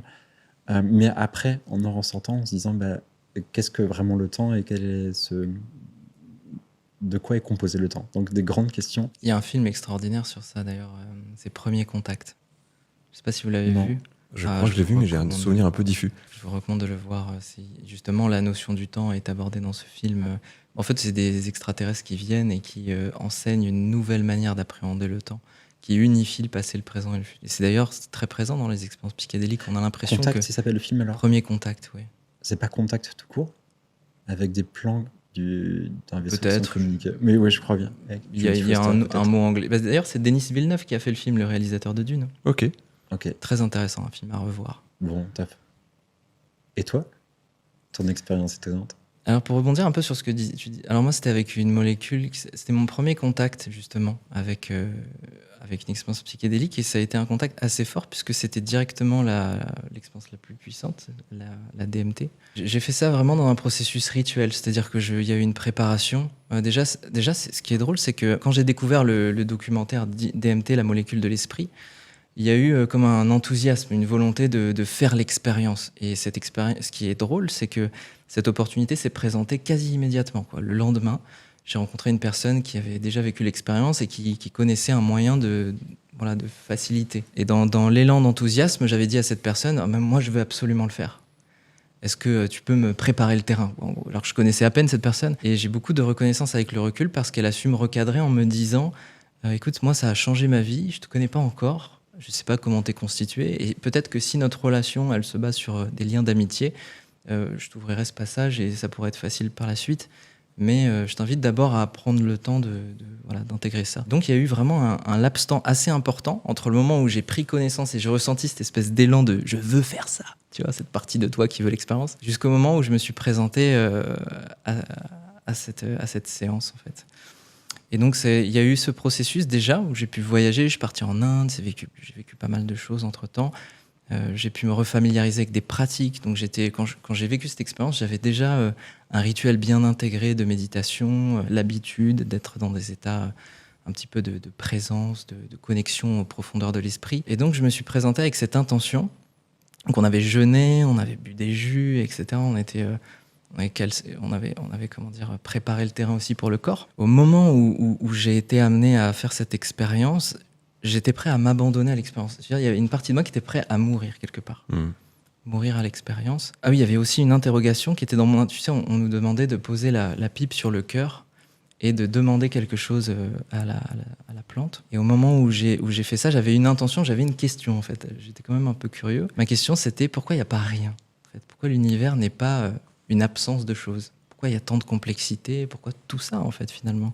C'est vrai qu'on se pose pas souvent la question, mais quand on est, il y a quand même un immense mystère à la base de notre vie. C'est pourquoi on est là, qui on est, qu'est-ce qu'on est là, quel est le but de la vie? C'est des questions qu'on se pose tous à un moment. Au moment où j'ai vécu cette expérience, il y a eu une forme de réponse qui m'est apparue. Et la manière dont elle m'est apparue était, comme tu disais tout à l'heure, il y avait comme une vérité, une émergence de quelque chose. La connaissance était là. Tu vois. Dans le processus qui s'est passé, c'est que la DMT, quand tu l'absorbes, il y a vraiment un effet sans transition. On m'avait demandé d'inspirer 3 fois. Et en fait, c'était impossible d'inspirer une 3e fois, puisque en fait, dès la 2e aspiration, tu sais plus si t'inspires ou t'expires. En fait, tout ce qui est interoceptif est confondu. Donc, je savais même plus ce que j'étais, qui j'étais, qu'est-ce qui se passait. Et là, je parle de ça, il y a même pas une seconde. C'est un processus qui est extrêmement rapide. Tout de suite, je me suis retrouvé dans la pièce qui s'est métamorphosée, les choses qui sont devenues absolument magnifiques. Tout ce qui était en désordre est revenu ordre. Tout ce qui était séparé est devenu un. Ça a été quelque chose de... Et puis c'est quelque chose que tu vois, que tu ressens, que tu vis en même temps. Donc c'est vraiment... Ça m'a beaucoup bouleversé. Et au moment où j'ai vécu ça, d'ailleurs, je me rappelle, j'ai ouvert les bras, comme ça, un peu en croix, tu vois. Et je me suis mis à faire... Waouh, tu vois. Et à mesure que j'expirais, en fait, ça amplifiait le phénomène de dissolution jusqu'à ce que mon ego soit complètement détruit. Et je me suis retrouvé dans une sorte de vide, comme si mon existence, mes relations... mon univers connu avait été dissous jusqu'à apparaître dans le néant, en fait. C'est-à-dire que la sensation que j'ai eue au moment où j'ai vécu ça, c'était comme si le fait que j'ai pris cette substance avait détruit le monde. J'ai eu la conviction que le monde était en train de disparaître, et l'univers même, c'était pas seulement le monde, c'était tout l'univers qui disparaissait, et que j'allais être le dernier être conscient à faire l'expérience de la vie, jusqu'à la fin des temps, quoi, tu vois. Et ce qui était étonnant, c'est que c'était vraiment une conviction, tu vois. Et je me suis abandonné à cette mort jusqu'à avoir la sensation de prendre la dernière respiration de tous les êtres conscients de l'univers. Tu vois, c'était vraiment quelque chose d'incroyable. Et ce que je me souviens, c'est d'avoir eu la sensation d'être OK avec ça. De me dire, OK, c'est bon, faisons ça. Et j'ai eu cette sensation de prendre les dernières respirations de tout l'univers. Tu vois, c'est quelque chose d'assez fort, de se dire, j'ai la responsabilité du dernier souffle, d'être le dernier témoin de toute cette œuvre. Et ensuite, donc j'ai fait cette expérience de vide pendant quelques instants, je ne sais pas comment expliquer. La seule chose dont je me souvienne, c'est que j'étais profondément heureux de n'être rien. Comme si c'était... finalement, il n'y a pas besoin d'avoir peur d'un après, puisque quoi qu'il se passe, tout va bien. Et à la suite de ça, ça a été l'inverse. C'est-à-dire je suis passé du néant à l'infini. J'ai pu découvrir que, en fait... tout était tout, qu'il y avait tout partout, sous toutes les formes, sous tous les états. C'est ce que j'ai pu expérimenter. Et ça s'est terminé par un retour à mon identité profonde, c'est-à-dire mon moi, jeune, enfant, venu ici, pur, avec des intentions tout à fait enfantines dans ce monde. Et je me suis reconnecté, comme tu parlais tout à l'heure d'un retour à l'identité Kevin, moi j'ai eu ce retour à l'identité Damien. Et la sensation d'un épuisement, je suis tombé en arrière et j'ai eu des moments comme si toute mon énergie était partie dans un immense orgasme, tu vois, c'était quelque chose de très très fort. Et je suis revenu de cette expérience avec une forme de réponse, c'est-à-dire que j'ai eu l'impression que j'avais reçu un enseignement. Pourquoi il n'y a pas rien? Parce que s'il y a rien, en même temps il y a tout, et en même temps il y a toi. Tu sais, comme s'il y avait une forme de trinité. Pour que le monde soit parfait, il faut qu'il y ait l'infini, il faut qu'il y ait rien, et il faut qu'il y ait la séparation pour pouvoir l'expérimenter dans toutes ses coutures. Pour moi, c'était un peu le Père, le Fils et le Saint-Esprit avec ma culture judéo-chrétienne, tu vois. Et, non, c'était vraiment une expérience qui m'a fallu, comme toi un peu, je retrouve cette nostalgie, il m'a fallu beaucoup de temps pour comprendre pourquoi j'étais pas réellement mort à ce moment-là, pourquoi j'étais redevenu moi, une entité faible, séparée du monde, etc. Ça a pris vraiment, il y a eu un long processus d'intégration derrière. Et voilà, des enseignements que j'en tire, ça m'a animé une forme de foi, en fait, quelque part. On parlait de la confiance la dernière fois, du fait qu'il y a comme un champ des possibles qui peut s'ouvrir et que, quelque part, il y a quelque chose sur lequel on a le contrôle et une autre chose qui fait partie d'une immensité sur laquelle on n'a pas forcément le contrôle. Disons que en moi, il y a comme une confiance vis-à-vis du monde maintenant. Ça m'a libéré de beaucoup de... Comme s'il y avait une partie de moi qui voulait un peu contrôler les choses, qui s'abandonne au fait que, oui, j'ai le pouvoir d'action sur certains trucs, pas sur tout. et que ce qui derrière joue la trame de la vie mérite une pleine confiance. Et enfin, un dernier retour à la respiration. Ce qui était intéressant, puisque étant pratiquant de méditation, le souffle, j'ai commencé à voir dans le souffle non pas un simple objet attentionnel, mais la possibilité d'une rencontre mystique avec le sacré. Tu vois, on parlait d'amour la dernière fois. Je te disais qu'effectivement, dans le souffle, on peut se connecter à l'amour. J'ai vraiment eu l'impression à travers cette expérience que c'était plus conceptuel, c'était vraiment quelque chose que je pouvais vivre. C'était mon lien avec le divin, parce que ça reste une expérience spirituelle, finalement. Donc ouais, c'était quelque chose qui m'a beaucoup changé, qui a aussi beaucoup changé ma pratique derrière. C'est-à-dire ça, ouais, c'est comme si avant j'avais eu une pratique routinière, conceptuelle, et maintenant elle est beaucoup plus habitée, elle est beaucoup plus consciente. Il y aurait plein de choses à dire encore sur ces expériences. Ça me crée plein de connexions, en tout cas, ce que tu racontes. C'est marrant parce que j'ai l'impression que, quel que soit le chemin par lequel on le vit, même la substance par laquelle on le vit, il y a quand même des points communs dans ces expériences, comme si ça nous amenait, quel que soit le chemin, finalement, presque au même endroit. Après, on le restitue avec nos mots, avec notre perception. Mais ouais, j'ai l'impression qu'il y a une trame commune, en tout cas, dans tout ça. J'aime bien cette idée, en fait. Pour moi, c'est vraiment lié à la question du voyage aussi, ces expériences-là. C'est un voyage hors de soi. Et j'ai l'impression qu'on est tellement identifié à qui on est, à notre personnalité, à notre histoire.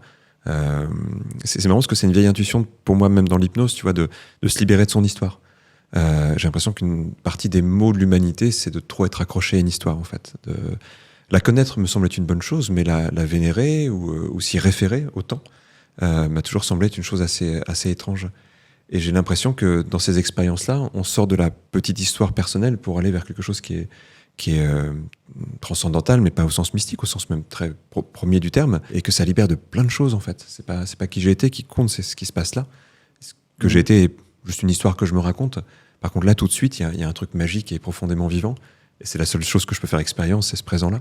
Et ça prend un sens très fort, je trouve, dans ces expériences, cette idée-là. Peut-être que c'est le cas pour beaucoup d'expériences, c'est qu'elles paraissent, je ne sais pas si vous pouvez les évaluer en termes de degré de réalité, à quel point ça paraît être vrai, un peu comme s'il y avait une échelle de à quel point j'adhère à cette idée-là, comme une histoire qu'on nous raconterait, on pourrait dire j'y adhère à 2 sur 10, et puis là, dans ce qu'on vit, dans notre réalité, c'est vrai à 8 ou 9 sur 10. Les rêves, une fois qu'on en sort, par exemple, on peut dire c'était peu crédible avec du recul, donc peut-être un 4-5. Et dans ces expériences fortes, des fois, il y a un côté 12 sur 10, 15 sur 10, ou une évidence lorsqu'on est dans cet état-là en se disant c'est pas juste une hallucination, c'est pas juste une histoire que je me raconte, même si c'est, que ce soit le produit potentiellement de quelque chose d'intérieur, que ce soit un monde divin plus grand que nous qui s'ouvre à nous. Il y a un degré d'adhérence qui est extrêmement fort dans ces expériences, et je pense que c'est pour ça qu'il marque autant aussi. Est-ce que vous percevez cette adhérence qui peut paraître, on avait l'impression que la réalité c'était ça. La réalité paraît plus faible en termes, notre réalité de maintenant. Je suis assez partagé là-dessus parce que je trouve qu'il y a les deux visions. C'est si on prend une métaphore, pour les gens qui jouent aux jeux vidéo, c'est peut-être une métaphore qui peut venir, mais quand tu joues à un jeu, t'es dans les règles du jeu. Ça t'empêche pas d'essayer de trouver des glitches quelquefois. Bien sûr. De passer entre la trame du jeu. Et je pense que ces expériences-là nous rappellent que, oui, on a les règles du jeu. En fait, cette réalité, elle est vraie parce que j'ai un corps et je la vis. Ça m'empêche pas, une fois qu'on a fait ces expériences-là, de voir les glitches et de jouer avec, de s'apercevoir qu'on peut prendre des raccourcis, des passages secrets ou des choses comme ça, si je prends une métaphore jeu vidéo en tout cas. Mais ça désacralise pas du tout le réel, je trouve au contraire, ça le rend encore plus précieux. Parce que tellement fragile, au contraire, je trouve que ça amène une notion de... L'équilibre du monde est tellement fragile, on en prend tellement conscience quand on fait ça. Mine de rien, ce qui s'est passé dans les années 60, quand le LSD a commencé à se répandre et qu'il a commencé à avoir ce mouvement... Alors, on caricature souvent le mouvement hippie, mais avant tout, c'est un mouvement non violent. C'est un mouvement pacifiste. Et c'était pas un mouvement de gens complètement déconnectés du monde. C'était des gens hyper pragmatiques, en fait, aussi. Parce que justement, très en lien avec la réalité. Bien sûr, d'ailleurs, les premiers livres, entre guillemets, du mouvement New Age sont vraiment très intéressants et très bien construits. Oui, je trouve aussi. Il y a une histoire autour de ce premier mouvement, en tout cas, qui est belle. Et c'est bizarre parce qu'on a fait une caricature, je trouve, aujourd'hui, de joyeux lurons, de complètement déconnectés du monde. Et, alors, il y avait aussi des choses un peu bizarres dans ces milieux hippies, mais il y avait aussi des très très belles choses. Et ça donnait un mouvement très pacifiste, prendre soin des choses. Ils ont voulu arrêter la guerre du Vietnam, mais ils ont pu avoir une incidence. Il y a une histoire qu'on connaît assez mal chez nous, parce que c'est une histoire très américaine, c'est l'histoire de Timothy Leary, je ne sais pas si vous la connaissez. Timothy Leary, c'est un des grands psychologues de son époque, qui va être... En fait, Albert Hoffman va créer le LSD, Et Timothy Leary va être celui qui va le répandre, quoi, en gros, pour faire simple. Timothy Leary, c'était un professeur de psychologie qui était déjà assez connu dans ce qu'il faisait, et puis qui va proposer, comme le mouvement hippie disait au début, il faut que les gens vivent cette expérience-là. Et en fait, ça a commencé à créer un mouvement social assez fort, notamment lutte contre la guerre du Vietnam, et qui a commencé à avoir une incidence politique. Timothy Leary commençait à se présenter dans des fonctions politiques, puisqu'il se lançait en campagne de gouverneur de Californie à l'époque, et il visait la présidence. Il a été mis en prison 2-3 jours avant son entretien avec Reagan à l'époque. L'histoire du monde aurait pu être assez différente si c'est pas en entretien, c'était un débat avec Reagan. Une uchronie avec Timothy Leary président. Ça serait génial. Comment s'appelle cette musique qu'on connaît tous, des Beatles, qui était son hymne de campagne. Alors je raconte une petite anecdote parce qu'elle est très belle. Il y a un livre là-dessus qui est assez génial. Donc Timothy Leary va se faire mettre en prison pour détention de cannabis, parce que à l'époque c'était pas légal, le LSD je crois l'était encore, mais en gros c'est 2-3 jours avant son duel avec Reagan, donc il y a une raison assez politique sans doute à ça. Je raconte juste cette anecdote parce qu'elle est très jolie. Timothy Leary était celui qui avait créé les questionnaires pour tester les prisonniers, pour savoir en fait s'ils étaient dangereux ou pas, et donc dans quelle prison les mettre. Donc quand on l'arrête, on lui fait passer les tests qu'il a écrits. Ce qui est assez drôle. Donc il va exactement savoir comment répondre aux tests. On va le mettre dans la prison la moins surveillée des États-Unis. Il va s'évader pour aller en Suisse. Ça devient l'ennemi public numéro 1. Il faut imaginer que le mec qui allait se présenter à la présidentielle devient l'ennemi public numéro 1. C'est une histoire qu'on connaît assez peu. Et il va continuer son travail à œuvrer en disant mais il faut que l'être humain vive d'autres états de conscience pour évoluer. Donc ça, c'était vraiment son credo. Et en fait, quand on regarde les valeurs de personnes qui étaient un peu dans cette mouvance-là, c'était des valeurs qui étaient juste hyper humaines, en fait, hyper humanistes, avec peut-être trop d'avance sur leur époque, parce qu'on imagine l'Amérique des années 50-60 plutôt sclérosée quand même, avec très traditionnaliste, etc. Donc peut-être trop rapide, peut-être trop fort, mais avec des très belles intentions, et comme s'il y avait une sorte de... Au moment où ça commençait à émerger, quelque chose qui s'est vraiment rabattu dessus de manière assez forte. Mais peut-être aussi parce que les gens qui font cette expérience souvent reviennent avec l'idée que le monde est juste assez beau et qu'il n'y a pas grand-chose à faire dedans d'autre que de simplement le vivre et le contempler. Donc ils se coupent pas de la réalité, au contraire, ils ont une action sociale très forte quand ils reviennent de ces expériences. Mais ils se coupent par contre de la réalité moderne, c'est-à-dire de cette espèce d'engrenage, de la croissance, de la volonté de construire, qui nous fait aussi remplacer la terre par du goudron et tout ça. Et donc ça bloque d'autres intentions qui sont souvent pécuniaires, parfois juste idéologiques, et qui vont dans le sens, entre guillemets, de la construction de la société. Donc on a l'impression que ces personnes viennent pour déconstruire, et je pense que c'est aussi ça qui a beaucoup bloqué même la religion. C'est vrai que ça peut même mettre en question certains pans de la religion. À partir du moment où on vit ces expériences, on peut avoir une nouvelle lecture des textes, voir différemment en fait certains enseignements, comprendre différemment même des métaphores ou des symboles, et remettre en question aussi les idéologies et les dogmes, ce qui peut jouer un rôle entre guillemets d'auto-sabotage quelque part. Si on arrive avec une nouvelle vision, on chamboule la vision actuelle. Et il y a beaucoup de personnes qui ne sont pas prêtes à accepter ce type de changement. Il y a une phrase, il faudrait que je la retrouve. Si je la retrouve, je la mettrai sur le montage. C'est Terence McKenna qui a dit ça. Je ne me rappelle plus de la phrase exacte, mais elle était magnifique. Elle sera sur la vidéo. Ça va te revenir. Quand je parlais tout à l'heure d'adhésion, c'est peut-être là que pourrait être le piège en se disant notre réalité n'est pas la vraie réalité, il y a quelque chose de plus vrai, plus tangible qui nous attend ailleurs. Et je pense que ce pas de côté, il nous apprend justement, il nous reconnaît toujours. C'est pour ça peut-être qu'il y a des points communs entre toutes ces expériences, et même si elles sont propres, et on disait un peu au début, chaque substance pourrait être un peu comme un miroir et reflète qui nous sommes. Mais je vois là une manière où chacun de nous peut peut-être trouver comment est-ce il peut affronter quelque chose, et nous avons des choses à affronter dans notre vie pour aller vers ce qui est plus central, et à chaque fois on revient vers des valeurs fondamentales, essentielles, qui sont plus proches de la nature, qui sont plus fraternelles, plus d'amour là-dedans. Et je peux pas m'empêcher de penser à la société qui aurait pu devenir quelque chose de vraiment très beau, si psychédélique ou non, mais si toutes ces valeurs étaient beaucoup plus partagées, qu'on les avait répandues de plein de manières différentes, à quoi ça ressemblerait aujourd'hui? Et je crois que s'il y a un grand sens à la vie, il va dans cette direction-là, en tout cas. On devrait tous tendre vers ça. Mais c'est vrai que les psychédéliques sont pro-vie. C'est-à-dire que quand tu prends ce genre de substance, tu te reconnectes au vivant de manière indéniable. C'est parfois fracassant. C'est-à-dire que quelqu'un qui est très attaché à sa vie moderne, à son confort, se retrouve d'un seul coup projeté dans la réalité existentielle du monde, hein, qui est quelque chose de profondément organique et vivant. Et c'est vrai qu'on a tendance à construire une société qui s'en décroche. On voit les grandes villes, même les grands projets. Tu vois le projet The Line en Arabie, des projets qui sont quand même très mis en mouvement par des égos plus que par des volontés de construire des civilisations basées sur la compréhension de notre environnement. C'est comme si on voulait dominer notre Pour mettre une environnement. illustration de The Line sur... parce que je trouve le truc à la fois c'est complètement effrayant, aberrant. En plus, on sépare le désert, donc on empêche aussi les grandes migrations. Il y a beaucoup d'animaux qui voyagent entre les différents territoires. En mettant un grand miroir en plein milieu, on les empêche d'accéder à leur territoire. Il y a aussi des choses qui peuvent vrai être positives dans le fait de vouloir construire le monde de demain.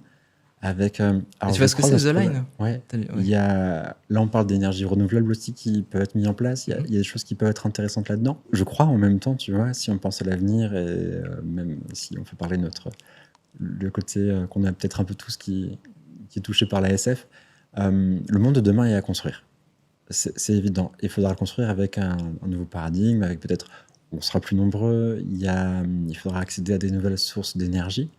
Et je crois qu'il faut le construire. Alors, je ne suis pas sûr que tout soit parfait dans The Line, mais en tout cas, il y a peut-être une vision qui peut être une vision intéressante, qui est celle de fonctionner avec des nouvelles énergies, de pouvoir fonctionner sans véhicule moteur. Enfin, il y a peut-être plein de choses qui peuvent être. C'est l'exécution qui fait la différence. Parce que The Line, en exécution, on reste sur une ligne, etc. Tu vois, même si je pense qu'une société plus connectée à la nature, de par sa forme déjà, elle doit adopter quelque chose qui est plus proche de l'organique et qui doit intégrer du mouvement. La planète Pandora. Non, mais là, pour le coup, on est sur une ligne, quoi. Tu vois, qu'il n'y a rien de plus inerte et de plus... c'est une séparation, quoi, tu vois. Ça semble être du non-artistique, quoi. Après avoir, hein, mais... Dans la dimension intérieure, il y a quelques... Ouais, c'est vrai. Il y a un nouveau courant, tu vois. Alors, j'ai plus le nom en tête, j'aimerais beaucoup le retrouver. Il y avait des visions futuristes de notre société à plusieurs centaines d'années.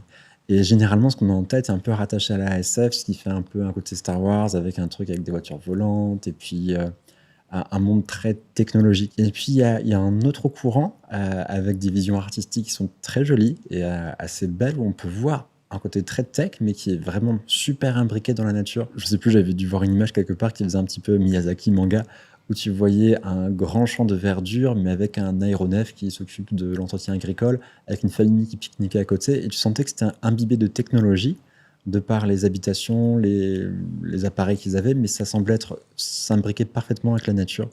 Et je crois profondément dans un avenir dans lequel la technologie va avoir une place hyper importante, et va être au centre de beaucoup de choses, pour nous aider à penser, réfléchir, nous mouvoir, un peu comme des exosquelettes mentaux et physiques, et je pense que ça peut être en accord avec notre environnement, que ça peut faire partie de l'environnement, comme nous, êtres humains, laissons une empreinte dans notre environnement. Peut-être que The Line est vraisemblablement un faux pas dans cette grande destinée, mais nécessairement, il y a certainement une troisième voie qui n'est pas juste technologie, nature, mais qui est certainement entre les deux et qui va devoir exister pour nous permettre d'évoluer. On doit continuer à évoluer. Après, ce qui est intéressant, c'est de voir les différentes polarités, parce qu'on parle de civilisation. Et c'est vrai qu'aujourd'hui, notre monde moderne est très, même d'un point de vue technologique, très dirigé par les États-Unis. Et les États-Unis, à la base, c'est un peuple très feu. C'est le peuple occidental, fondamentalement. Et en fait, chaque peuple de différents continents est associé à un élément. Tu vois, par exemple, l'Asie, c'est l'air. L'Afrique, c'est plutôt l'eau. Nous, on est très feu. Et il y a d'autres régions qui sont plutôt terre. Et en fonction de la culture et des pratiques, on peut le retrouver, ce lien. Et nous, on a une approche qui est très sensorielle de la réalité. Et je pense que c'est l'une des raisons pour lesquelles les Occidentaux, ils ont une pratique très... Je regarde les Américains, ils ont une pratique particulière avec la méditation qui est un peu déconnectée de ce que font les Asiatiques, même dans la culture. Il y a quelque chose de très externe. Et le problème, c'est que s'il y a une hégémonie globale, on risque de perdre les jeux de polarité. Et ces jeux de polarité sont importants parce qu'avant tout, quand tu construis une civilisation, il y a une recherche d'équilibre et d'harmonie. Là, on parle d'équilibre et d'harmonie avec un environnement. Et la tendance actuelle, elle est plutôt de l'ordre d'une sorte d'unification, mais dans une forme qui est trop unilatérale, d'après moi. Et il y a un réel danger avec tous les mouvements de transhumanisme, etc. Parce qu'ils sont quand même déconnectés de la dimension humaine, émotionnelle. Il y a vraiment comme même quand tu écoutes le discours d'Elon Musk vis-à-vis de Neuralink, la volonté d'Elon Musk, c'est de pouvoir avoir un cerveau augmenté pour être au même niveau que la technologie émergente de l'intelligence artificielle. Donc déjà dans la posture, même d'un point de vue juste philosophique, je trouve qu'il y a quelque chose de dangereux avec ça.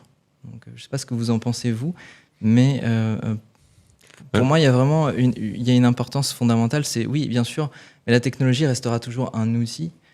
Et dans la manière dont on utilise et on conçoit cette technologie, il ne faut pas que ce soit non plus au détriment des ressources fondamentales. Aujourd'hui, il y a trop d'éléments qui sont liés à la surconsommation. Tu vois, la création du nouvel iPhone, etc. Tu sais que le dernier iPhone, c'est que les derniers modèles d'iPhone qui pourront avoir l'intelligence artificielle. Donc tous les modèles précédents, ils n'auront pas d'intelligence artificielle, ce qui va forcer l'achat de nouvelles technologies. Donc déjà, dans la posture, tu vois, il y a quelque chose de très consumériste. Alors que quand on a une vision plutôt, entre guillemets, psychédélique, on cherche plutôt à créer quelque chose d'organique où les choses peuvent être recyclées, réutilisées, où finalement il n'y a pas de séparation entre les mondes. J'ai l'impression que la technologie actuelle, elle se construit surtout avec une idéologie justement qui est très de l'ordre de la division, de par le fait qu'il n'y a que certaines personnes qui pourront accéder à des dimensions techniques. L'intelligence artificielle va devenir payante, va même devenir élitiste à certains égards. Et si elle est suivie aussi par les bouleversements monétaires liés à la crypto-monnaie, etc., si un jour les gouvernements adoptent des monnaies digitales, il est possible qu'au contraire, on rentre dans une ère de la division. Et donc, moi, je ne sais pas ce que vous en pensez, mais je suis un peu entre les deux. C'est comme s'il y avait vraiment une ouverture. Oui, il y a un potentiel, je vois. Ce potentiel peut être très beau. Et en même temps, je vois un grand danger. Donc, Tu vois, c'est marrant parce que alors j'ai un regard qui est un peu différent sur ça, notamment sur ce que tu appelles la division. On parlait d'unité et tout ça tout à l'heure, avec les psychédéliques qui nous ramènent à l'unité. Et l'idée que quitter cette unité, c'est revenir vers la division. Et en même temps, je crois que j'aime beaucoup la division. C'est un truc qui a été qui est un peu, alors j'allais dire diabolisé, mais ça vient de là, hein, le diable c'est celui qui divise. Comme si c'était quelque chose de négatif, la division, mais je pense que justement, c'est ce qui crée la pluralité, c'est ce qui va créer... Et j'ai l'impression qu'en fait, ça peut être très beau, ça dépend comment c'est vécu. Une belle division, elle amène au fait que l'autre soit différent, elle amène de la singularité, elle amène de l'étonnement, elle amène l'art. En fait, je pense que l'art est profondément quelque chose qui divise. C'est pas pour rien qu'on a souvent dit que les artistes étaient diaboliques. L'art divise, mais justement, c'est ce qui le rend riche et hyper important. Donc sur la question de division, j'aurais un regard un petit peu différent. Par contre, là où ça devient gênant, et c'est un autre niveau, là je te rejoins, c'est quand c'est pas de la division pour que tout le monde puisse accéder à la pluralité, mais plutôt pour que ça crée des échelles différentes. Et là, ça devient un peu plus gênant parce qu'on arrive sur ce côté élitiste pour le coup. Mais je pense que augmenter l'humain, et je pense que les psychédéliques ou finalement Neuralink, c'est presque la même recherche. Enfin, dans ma vision, en tout cas, c'est presque la même recherche. Même si à mon avis, ça aboutit pas à la même direction. Ça dépend de ce qu'on en fait. C'est-à-dire est-ce qu'un chaman augmenté, c'est un chaman sous psychédélique? Est-ce qu'on cherche pas à être augmenté quand on fait des psychédéliques? Tu vois, il y a un point commun pour moi dans tout ça, en tout cas, c'est que l'être humain, il n'arrive pas à se satisfaire de ce qui est. Il est dans un processus d'évolution avec des choses magnifiques et des choses terribles que ça amène. J'ai l'impression qu'on est fait de polarité, et ça, tu vois, dans les expériences de psychédéliques, c'est des choses qui sont beaucoup venues chez moi. Je sais pas si c'est pareil chez toi, mais la notion de dualité, la notion de paire d'opposés, la notion de paradoxe, en fait, au fond. Puisque pour qu'on fasse cette expérience-là, il faut qu'elle soit paradoxale. Et je pense qu'au début, c'est quelque chose que j'appréhendais avec un peu de recul. Et en fait, progressivement, j'ai appris à aimer cette pluralité, cet ensemble de paradoxes. c'est drôle parce qu'il y a comme deux polarités avec la séparation du coup. Parce que quand je t'écoute, j'ai du mal à pas être d'accord avec toi. Ok. Et donc c'est comme si effectivement il y avait une nécessité de séparation. Parce que les choses sont forcément de cette manière. Et quand je parle même d'harmonie, d'unification des polarités, quelque part, c'est comme si chaque polarité devait s'exprimer dans sa propre singularité. Ouais. D'ailleurs, même quand on parle d'un orchestre, tu étends ça à la musique, un bon orchestre, c'est aussi la somme de très bonnes individualités. Et donc, c'est ce qui fait la belle musique, finalement. Donc, je suis assez d'accord avec toi sur cette idée de la division, dans ce sens de l'expression exacerbée d'une belle singularité. Du coup, division, mais harmonie. Quelque part, est-ce que cette dualité, elle n'est pas nécessaire dans ces deux polarités, tu vois, J'ai du mal à pas être d'accord avec ça, en fait. Je te rejoins tout à fait. Ça vous parle des spirales Là où je dynamiques parlais de division, c'est Pardon. sur ce côté élitiste, c'est-à-dire on va créer comme des gens qui ont accès, des gens qui n'ont pas accès. Et des espaces où il y a de la vie, où il y a de la nature, et des espaces où il y a de la non-vie, de la non-nature. Plutôt là que je vois un danger de manière assez claire. Mais c'est bien que tu es complètement d'accord avec ce que tu dis, en fait. J'ai du mal à débattre avec ça, parce que Après, je suis pas sûr qu'il y a des vraies oppositions. Et finalement, enfin, dans ce que Ouais. tu Quand on parle dis, de ce que tu dualité. défends. Comment Est-ce qu'il y a des vraies oppositions quand on parle de dualité? C'est une phrase assez... Oh. Mindfuck. ça fait, c'est l'escalier de mais Möbius. je suis sûr Ouais. que la technologie peut C'est- devenir profondément organique. D'ailleurs, j'avais lu un livre de SF qui était fascinant, où c'était une personne qui racontait qu'elle arrivait dans un hangar où il y avait un moteur, une technologie très très avancée, et quand elle s'approchait de la paroi de ce moteur, donc c'est comme une espèce de dôme en fait, qui était d'une couleur un peu bleue, avec comme des vagues, quelque chose qui semblait vivre et qui en même temps était extrêmement technologique. Et quand on rentrait en contact avec ça, c'est comme si c'était vivant. Donc peut-être que l'avenir de la technologie, c'est comme quelque chose qui s'unifierait entre cette polarité de la technologie, quelque chose de technique, de matériel, et quelque part quelque chose de plus organique, de plus vivant. D'ailleurs, c'est ce qui est un peu évoqué dans le film Faut pas Heure. trop le dissocier de l'environnement dans tout ce que tu dis. Enfin, j'entends à 1000% tes valeurs qui sont sensibles à l'environnement et le fait de se connecter à l'environnement, de bien vivre avec son environnement. Et je crois que la technologie, c'est justement là, s'il y a des dangers qui sont identifiés, c'est justement le fait de se dire qu'on les éloigne, qu'on s'oppose à ça, qu'on se dise c'est pas bien. C'est à ce moment-là que du coup, dans tous les cas, la technologie va avancer, va grandir. On ne peut pas refaire machine arrière. Et puis, comme disait Kevin, tout évolue. Et en tant qu'être humain, nous sommes créatifs par définition. Si on n'est pas trop coupé de soi, on tend tous à créer davantage, à grandir, à donner le meilleur à nos enfants, etc. La technologie va évoluer. Et je pense que c'est juste super chouette de l'embrasser tant que possible pour qu'elle puisse devenir un outil. Et donc, je vois pas trop de jeux d'opposition là-dedans. Je vois des dangers si c'est mal maîtrisé, un peu comme si la technologie évolue plus vite que notre sagesse. Si on voit les deux courbes, elles sont pas corrélées, et puis on grandit pas assez vite à ce niveau-là, alors que la technologie grandit de façon exponentielle. Et peut-être le moment de pouvoir aller dans la bonne direction, mais toujours en restant super à l'aise avec ce qui est essentiel et ce qui peut être mis en lumière par les psychédéliques. Mais je repense à quelque chose, je voulais faire la parenthèse avant. Ça vous parle des spirales dynamiques? Je crois que oui, bien sûr. Je ne sais pas si tu connais un peu cette idée, cette grille de lecture qui est chouette. Ça pourrait être l'objet d'un épisode. Hein. Ouais, Ah ouais, c'est faut que je me forme, du alors. lourd. Je suis pas sûr de connaître. Mais c'est passionnant. Alors, si tu mets le petit doigt dedans, Ah ouais? ouais, c'est un joli piège parce que ça va commencer à Ok. infuser dans pas mal de tes relations, dans tes fonctionnements, et c'est une belle grille de lecture. Intéressant. En, Tu peux nous en dire 2-3 mots du coup? Ouais, rapidement, mais je pense que Kevin le ferait bien mieux que moi. Il faudrait que je réfléchisse un peu à ma mémoire. Mais là, notre idée me fait vraiment penser entre le niveau vert et le niveau jaune, la petite transition qui peut y avoir lieu. Peut-être en deux mots, c'est un système, enfin c'est une cartographie des systèmes d'évolution de valeur au sein d'un individu ou au sein d'une société. C'est tout le mouvement des chercheurs qui ont travaillé sur la question des buts motivationnels. Et Claire Graves, c'est le premier qui a vraiment mis en place cette spirale. En gros, il montre que un être humain ou une société passe par des systèmes de valeurs et qu'en fait, ça passe toujours à peu près par les mêmes systèmes de valeurs, sauf si quelque chose nous bloque pour passer au suivant. Et donc, il va prendre l'histoire des différents pays ou l'histoire d'un humain aussi. En gros, tu as un premier stade qu'il appelle le stade beige. Alors, il a mis des couleurs dessus, mais il raconte que c'est juste pour mémoriser. Il n'y a pas de connotation particulière à ces couleurs-là.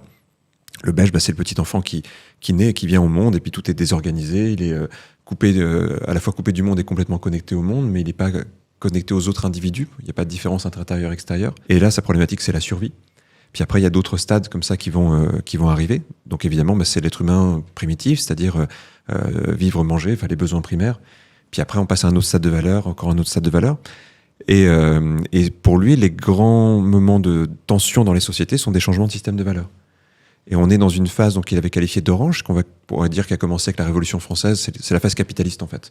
Et qui va trouver son paroxysme avec l'Amérique jusqu'à maintenant, même si c'est en train de changer. Et puis la phase verte, qui est une phase, alors qu'on pourrait dire écologique, verte et tout ça, mais je pense que c'était pas forcément son idée. Mais c'est une phase du relativisme total. C'est-à-dire que après une phase où tout est pyramidal dans le capitalisme, eh bien le vert va essayer de détruire tout ce qui dépasse. Donc on a les prémices de ça avec le communisme, par exemple, ou aujourd'hui avec les mouvements qu'on perçoit dans notre société, on remet tout à plat, on remet tout au même niveau. Et c'est intéressant de voir comment, donc ce qu'il avait prédit un peu, cette transition orange-verte crée des remous très très forts dans les sociétés, parce qu'il y a des gens qui veulent revenir en arrière, des gens qui veulent avancer, des incompréhensions entre systèmes de valeurs. Et sa théorie, c'est que une personne qui a un système de valeurs et une autre ne pourront pas se comprendre, en fait. Tant qu'il n'y en a pas une qui fait l'expérience de l'autre système de valeurs dans un sens ou dans l'autre, le dialogue n'est pas possible entre ça, parce qu'on ne parle pas du même endroit. C'est deux espèces différentes qui se parlent quasiment. Les autres niveaux sont vraiment difficiles à appréhender, presque au niveau cognitif, comme si on était un peu branché différemment.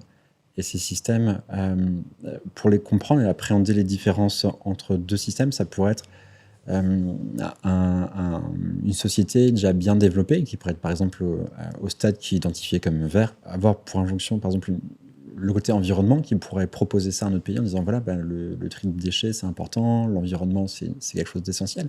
Mais si tu présentes ça à notre pays, qui pour lui sa question c'est la survie, c'est comment est-ce que je nourris mon peuple, le tri des déchets c'est pas sa grande priorité. Et puis il y avoir à ce moment-là des problèmes de compréhension. C'est un peu grossier, mais d'un individu à l'autre, on va comprendre que ce qui nous anime, ce qui fait qu'on est prêt à se battre, ce qui fait le vrai pourquoi on se lève chaque matin, on va voir comment est-ce qu'il peut être mis en perspective pour soi, pour les autres, et comment est-ce que ça entre en conflit avec d'autres personnes.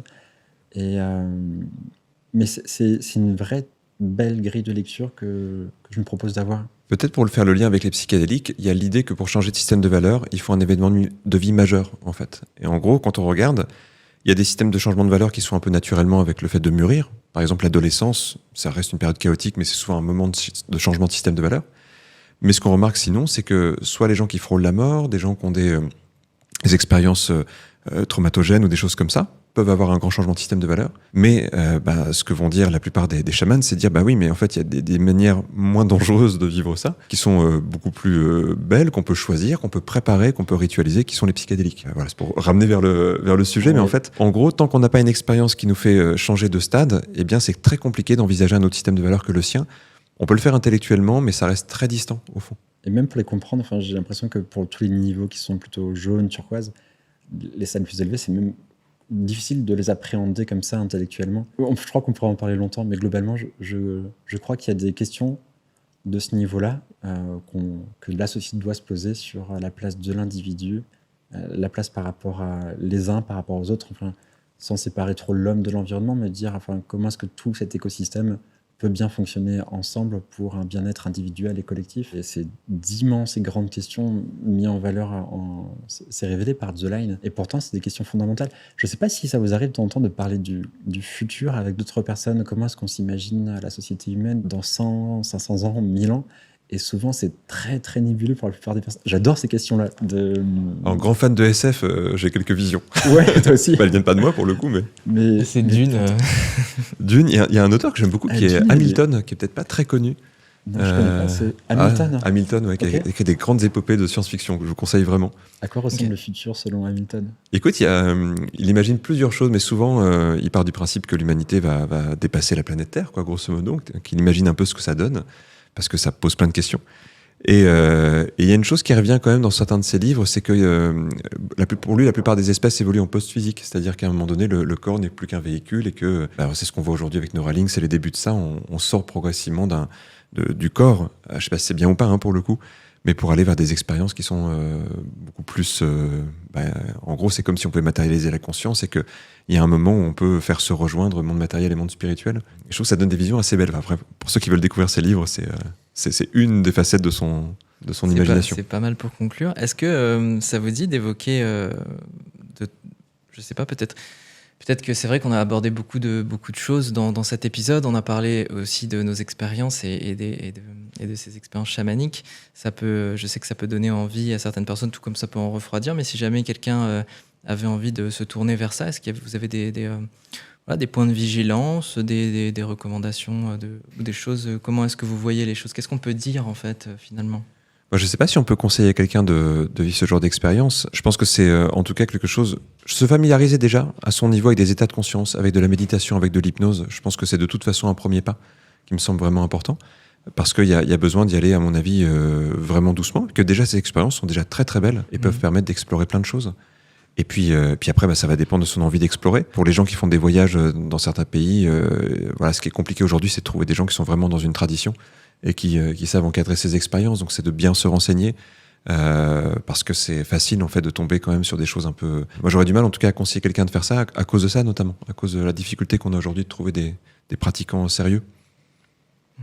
Et toi, qu'est-ce que tu pourrais ajouter ? Pareil, j'irais dans la même direction. Disons, je ne conseillerais à personne, je ne me positionnerais pas comme ça pour conseiller à quelqu'un de faire.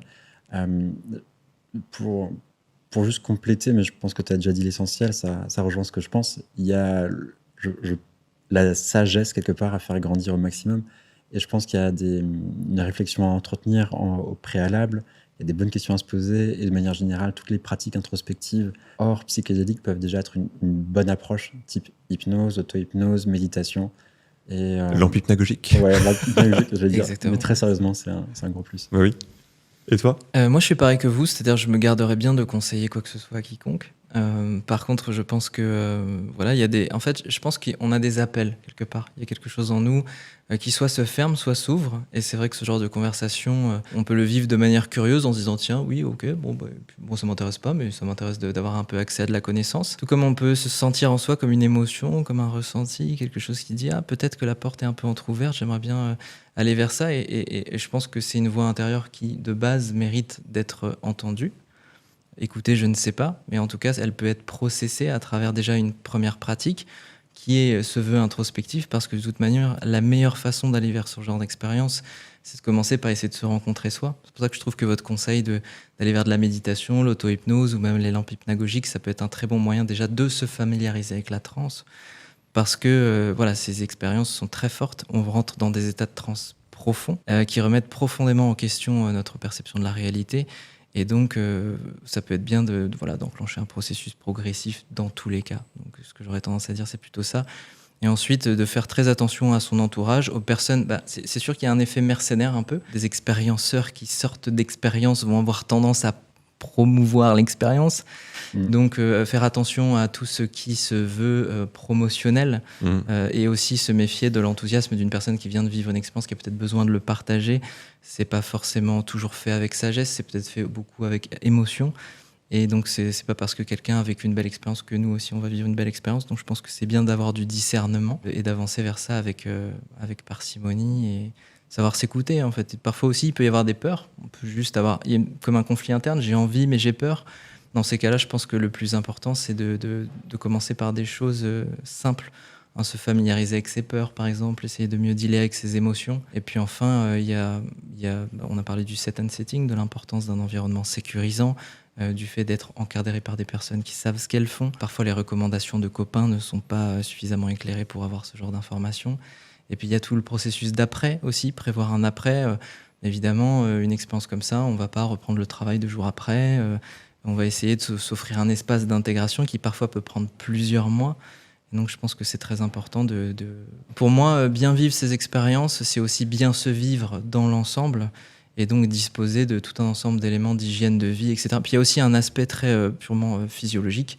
Il faut savoir que quand on consomme ces molécules, il y a un rush, le rush psychédélique. Si on monte à 140 BPM, augmentation de la pression artérielle, du rythme de la respiration, c'est pas rien. Donc, toutes les personnes qui ont un pacemaker, qui sont cardiaques, qui ont des problèmes de santé, etc., évidemment, il faut un gros point de vigilance. Pareil pour tous les problèmes psychotiques, etc. Donc, je pense que c'est très important. Il peut aussi y avoir des risques d'annihilation de la psyché dans certains profils. Donc, c'est important d'être très vigilant et d'être progressif. C'est pas une balade dans un parc d'attractions, quoi. Pas du tout, non. Je sais parce qu'on parlait tout à l'heure de notre société, un petit peu de divertissement. Et c'est vrai, tu parlais du divertissement et du fait que c'est ouvert aussi aux soirées, etc. Et qu'on peut, sous l'influence d'un copain, se retrouver à vivre une expérience peut-être un peu forte. Ça serait dommage. C'est dommage d'y aller par ce biais. Comme dit le psychiatre Olivier Chambon, faire du divertissement avec les psychédéliques, c'est comme donner du caviar au cochon. Est-ce que c'est le mot de la fin? Je suis pas un grand fan d'Olivier Chambon, je crois, mais en même temps, j'aime bien la citation. La citation, elle rejoint un peu Ouais, je suis d'accord avec toi. Fort intéressant, les amis. Moi, j'étais très content d'avoir cette conversation. Ouais. Peut-être qu'on pourra faire un épisode 2, on verra comment ça a pris cet épisode, s'il y a vraiment une curiosité de l'audience. On a fait qu'effleurer le sujet, mais c'était vraiment un plaisir. Je pense qu'on l'a bien quand même effleuré. Merci à vous. À très bientôt. À très bientôt. Merci beaucoup. À bientôt.